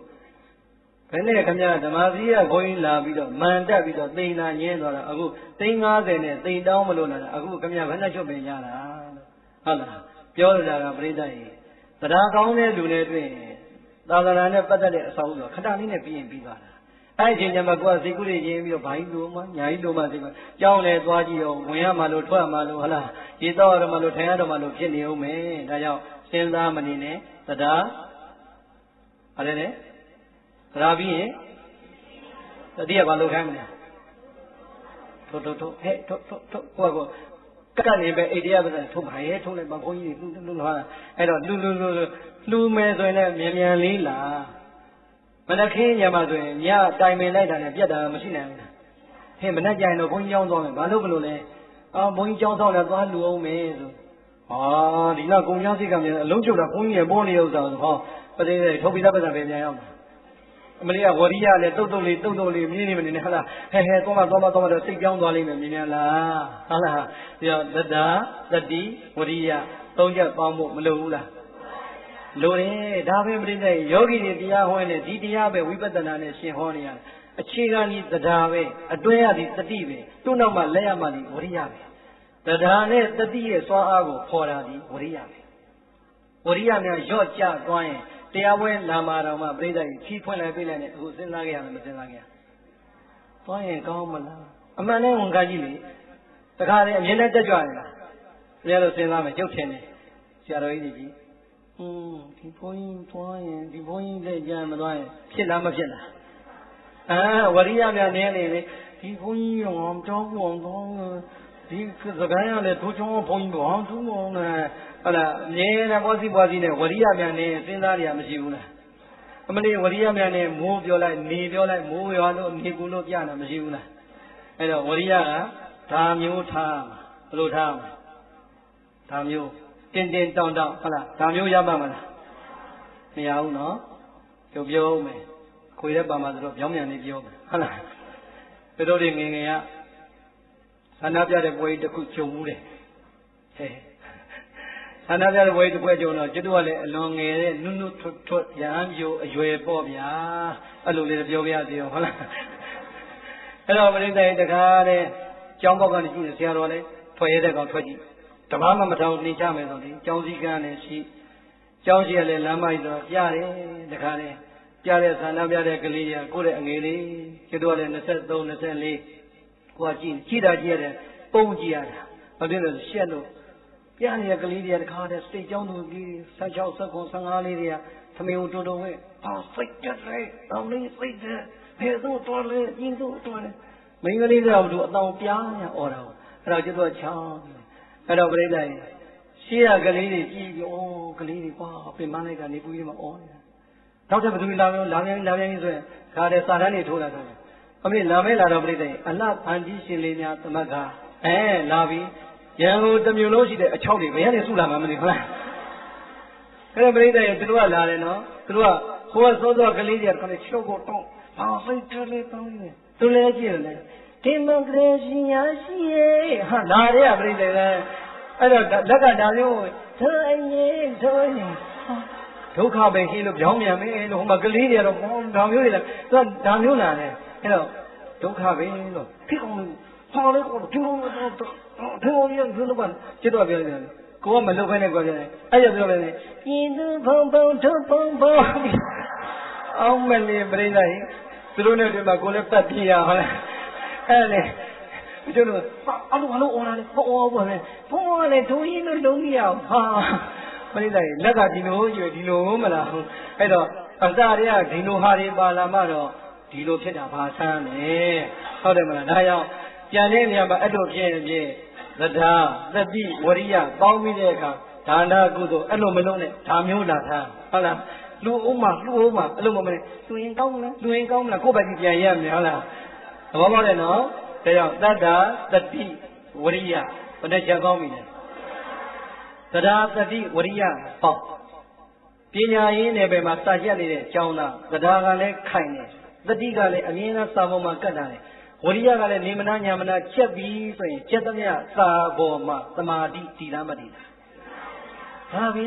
အဲ့ဒါပဲလုံးသမျှလုပ်ငန်းပေါ်မှာသမာဓိငြိမ်လာမယ်ကိုယ်အလုံးလေးကိုအာယုံဆိုင်လာမယ်ဟာချက်သမျှစာပေါ်မှာသမာဓိတည်လာမယ်ကိုယ်စာလေးကိုပဲချက်လာမယ်တရားအားထုတ်လည်းကြားမယ်သဒ္ဓါသတိဝရိယသုံးခုပေါင်းရင်ရုပ်နာရဲ့ပေါ်မှာအဖြစ်ပြက်တွေတစီးပြီးနဲ့ညင်ဖို့ရန်အတွက်အရှုခံအာယုံပေါ်မှာတည်လာပြီနာတိယမှန်နာတိယမှတည်လိမ့်မယ်ဝမ်းပိုင်းမှာမှန်ဝမ်းပိုင်းမှာတည်လိမ့်မယ်ဘာဖြစ်လဲသဒ္ဓါခိုင်းသွားပြီတတိကလည်းမပြတ်မနဲ့တလက်ဆက်ကတ်ထားပြီဝရိယကလည်းအာသွန်ခွန်ဆိုင်လုပ်နေပြီဆိုတော့ဒီစိတ်တခြားကိုသွားကြအချိန်နေမသွားဘူးလားစိတ်တွေနေသွားလိမ့်မယ်အမတ်အရှုခံအာယုံပေါ်မှာတည်လာလိမ့်မယ်ဟာပရိသတ်ဝိညာဉ်ခံစားချက်တွေဘလောက်ပြဝရိယနဲ့ဖယ်ရှင်းလိုက်တဲ့အခါကျတော့စိတ်ကလေးကအရှုခံအာယုံပေါ်မှာတည်လာပြီဆိုရင်အဲ့ဒါကိုပဲပရိသတ်သမာဓိဗါတယ်လေဒါကြောင့်ရှေးကသုံးလုံးပြည့်တဲ့သဒ္ဓါတတိဝရိယသုံးချက်ညီရင်သမာဓိဆိုတဲ့ concentrate ရလာမယ် concentrate ရလာရင်ကိုယ်အလုပ်ပေါ်မှာကိုယ်စာပေါ်မှာအာယုံစိုက်လာမယ်ကိုယ်ရုပ်နာပေါ်မှာတည်ငြိမ်သွားပြီဆိုရင်စာရီအုံနောက်ထဲရောက်အလုတ်ကငွေကြီးတွေအိတ်ထဲရောက်ရုပ်နာကအဖြစ်ပြက်တွေဉာဏ်နဲ့တွေ့ပြီတဲ့အဲ့ဒါကြောင့်နောက်ဆုံးမိကုံးကအဖြေကြီးပါရင်ရှင်းပါပြီသိချင်းမို့လားဘောဂရမလွယ်ပွားအိုရှင်တို့မြတ်ဖရာကထာသူအဘကဲ့သို့သောရည်စည်ဤဖြင့်ပရိသုတ်တိတပည့်တော်ရဲ့တဏ္ဍာမှာကိန်းနေတဲ့ကိလေသာအငြိအကျေးအပြစ်ဘေးကိုဆေးကြော၍ပြောင်းနိုင်ပါသနည်းဉာဏ်လေးသွားကြတယ်အချိန်တော်ကုန်သွားပြီဟုတ်လားဒီတော့နံပါတ်၄မိကုံးကတပည့်တော်တို့တဏ္ဍာမှာကိန်းနေတဲ့လောဘဒေါသမောဟမာနအာအိတ်တမစ္စရိယဒီကိလေသာအငြိအကျေးတွေကိုဘယ်လိုရည်အေးနဲ့ဆေးရင်ပြောင်းမလဲဗျာ ပရိသတ်လောဘနေဖို့ဒေါသနေဖို့မောဟမာနနေဖို့မနာလိုဝန်တို့ရဲ့အိဇာမစ္စရိယတွေနေဖို့ဆိုရင်တော့ပညာယပရိသုတ်တိတဲ့ဘုရားဖြေတဲ့ကာလလေးတမ်းပြောကြစို့မင်းကွာတဲ့ဝိပဿနာဉာဏ်ပညာမဉ္ဇဉ်ဘုံဉာဏ်ပညာဆိုတဲ့ပညာရည်စင်ရည်အေးနဲ့ဖြေကြောရင်အဲ့ဒီကိလေသာအကုန်လုံးပြောင်းနိုင်တယ်ကွာဘာလို့ပြောင်းလဲဘာရည်နဲ့ရှင်းမလဲအေးဒါပဲပေါ့တရားသတိဝရိယသုံးချက်ညီရင်သမာဓိတည်လာမယ်သမာဓိတည်လာတဲ့ကျောင်းသားဒီတရားဟာတွေအုံတော့တဲ့ဝင်တော့ဘူးစားလေးဟုတ်တယ်မလားစီဝိုင်းလုပ်ငန်းရှင်တွေတရားတွေဝင်တော့ဘူးငွေတွေအကျိုးမြတ်တွေဝင်လာလိမ့်မယ်ယာတို့ဂုံတွေဆိုရင်အေးသူဒီတစ်ခုပြီးတစ်ခုတက်သွားလိမ့်မယ်အဲ့ဒီထဲမှာအမြင့်ဆုံးဖြစ်တဲ့လောကုတ္တရာအောင်မြင်ကြောင်းရှာတဲ့ယောဂီသူတော်ကောင်းဆိုရင်တော့အဲ့ဒီယုတ်နံရဲ့အဖြစ်အပျက်ကိုသိတဲ့အခါအနိစ္စဒုက္ခအနတ္တအကုန်လုံးမမြဲဘူးဟေဆင်းရဲနဲ့ကိုတို့မပိုင်တာတွေကြည့်ပဲလို့သိသွားရင်ပြိဿရဲ့ပညာဆိုတဲ့အနိစ္စကိုသိတဲ့ဉာဏ်ဒုက္ခကိုသိတဲ့ဉာဏ်အနတ္တကိုသိတဲ့ဉာဏ်အဲ့ဒါတဲ့တွေ့ပါပြီလောကီချမ်းသာမှဆိုရင်အဲ့ဒီအချိန်ကြတော့မှသရသတိဝရိယပေါင်းလို့တမာတိတည်သွားမှအိုးတို့မပိုင်တာအစ်စ်ပဲပေါ်မသွားဘူးလားတော့နေတဲ့လက်ကိုအယူခိုင်းနေတယ်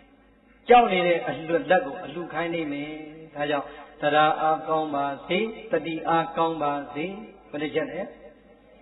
ဒီတော့နံပါတ်3ကိုဆိုပြီးပြီလားလိုက်ဆိုဒုက္ခမျိုးစုံသဖုံဖုံဘယ်လိုတရားနဲ့ကုန်နိုင်သနည်းဒုက္ခမျိုးစုံသဖုံဖုံဝရိယတရားနဲ့ကုန်နိုင်သည်ဟောဒုက္ခကိုဘာနဲ့ကုန်မလဲဒုက္ခကိုဘာနဲ့ကျော်မလဲဟောလိုက်ဆိုကိလေသာအညစ်အကြေးအပြေပေဘယ်ရည်အေးနဲ့ပြောင်းနိုင်သနည်းကိလေသာအညစ်အကြေးအပြေပေမရေအေးနှင့်ပြောင်းနိုင်သည်ဒါပဲလောဘဒေါသမောဟမာနတောင်းကြဉာဏ်မလို့တောင်းကြဝိပဿနာဉာဏ်မဉဏ်ဘုံဉာဏ်ရေးနဲ့ဖြင်းရင်ပြောင်းပါတယ်ပြီးတော့ဒီဘဝရဲ့အောင်မြင်တိုးတက်မှုများကိုလိုချင်တဲ့ကျောင်းသားသူငယ်တွေစီးပွားရေးလုပ်ငန်းရှင်တွေရာထူးဂုဏ်သိရှိနေကြတဲ့ပုဂ္ဂိုလ်တွေအားလုံးဘဝရဲ့အောင်မြင်ကြောင်းတွေအတွက်အရေးကြီးတဲ့သုတ်ချက်များသည်သတ္တာတတိဝရိယသမာဓိပညာပါပဲကိပဒချောင်းဘဝသံဃာဒီဘကံကနေနိဗ္ဗာန်ဟောဘကံကိုပန်းနိုင်ပြီးအရောက်နှမ်းကျင်နေဆိုရင်လည်းပဲဒီ၅လုံးပါပဲသတ္တာတတိဝရိယ၃ချက်မြင်ရင်သမာဓိတည်တဲ့အခါ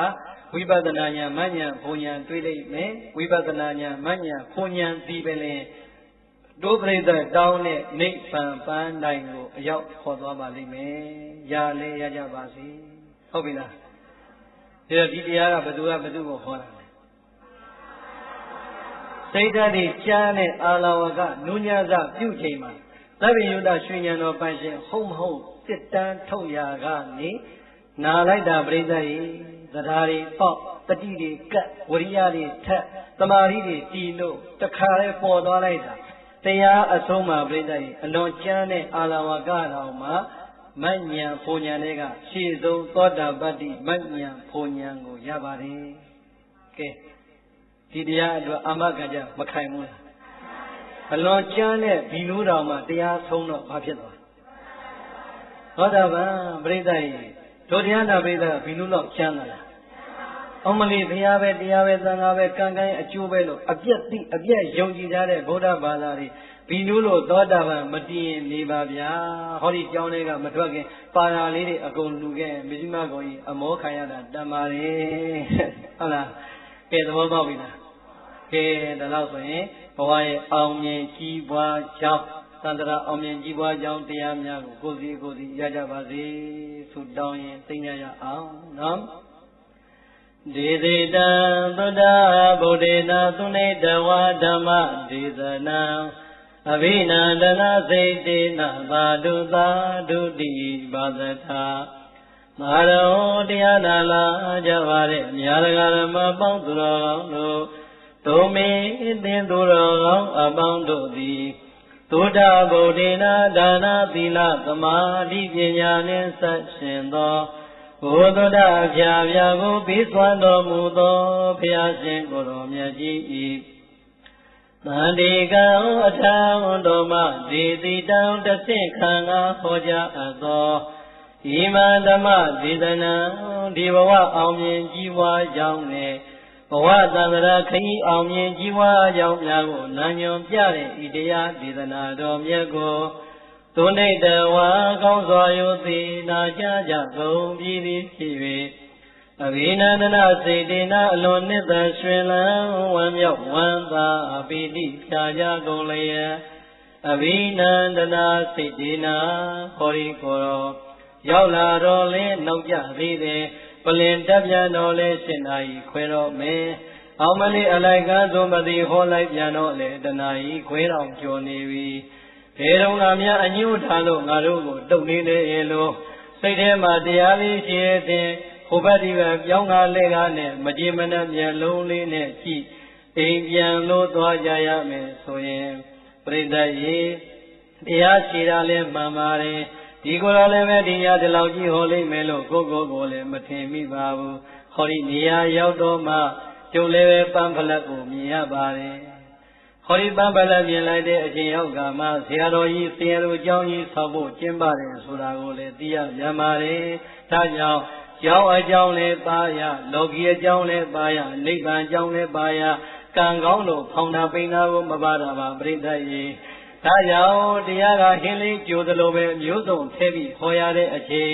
ခမည်းတော်ကလည်းအောက်ကနေမြောက်ပြီးတော့ဟောပါဗျာခိုင်းနေတဲ့အတွက်ကြောင့်ဘယ်သူမှအပြစ်မတင်နဲ့မိနစ်တွေကို3 ပုံဟောဒီကိုတော်ကတပုံဥခိမေနာကတပုံငါတို့ကတပုံအမလေး3 ပုံပေါ်ရင်တော့မိနစ်က1 နာရီတောင်မပြည့်တော့ပါလားရင်လို့စိတ်ထဲမှာတတ်တောင်ပြာကတွေ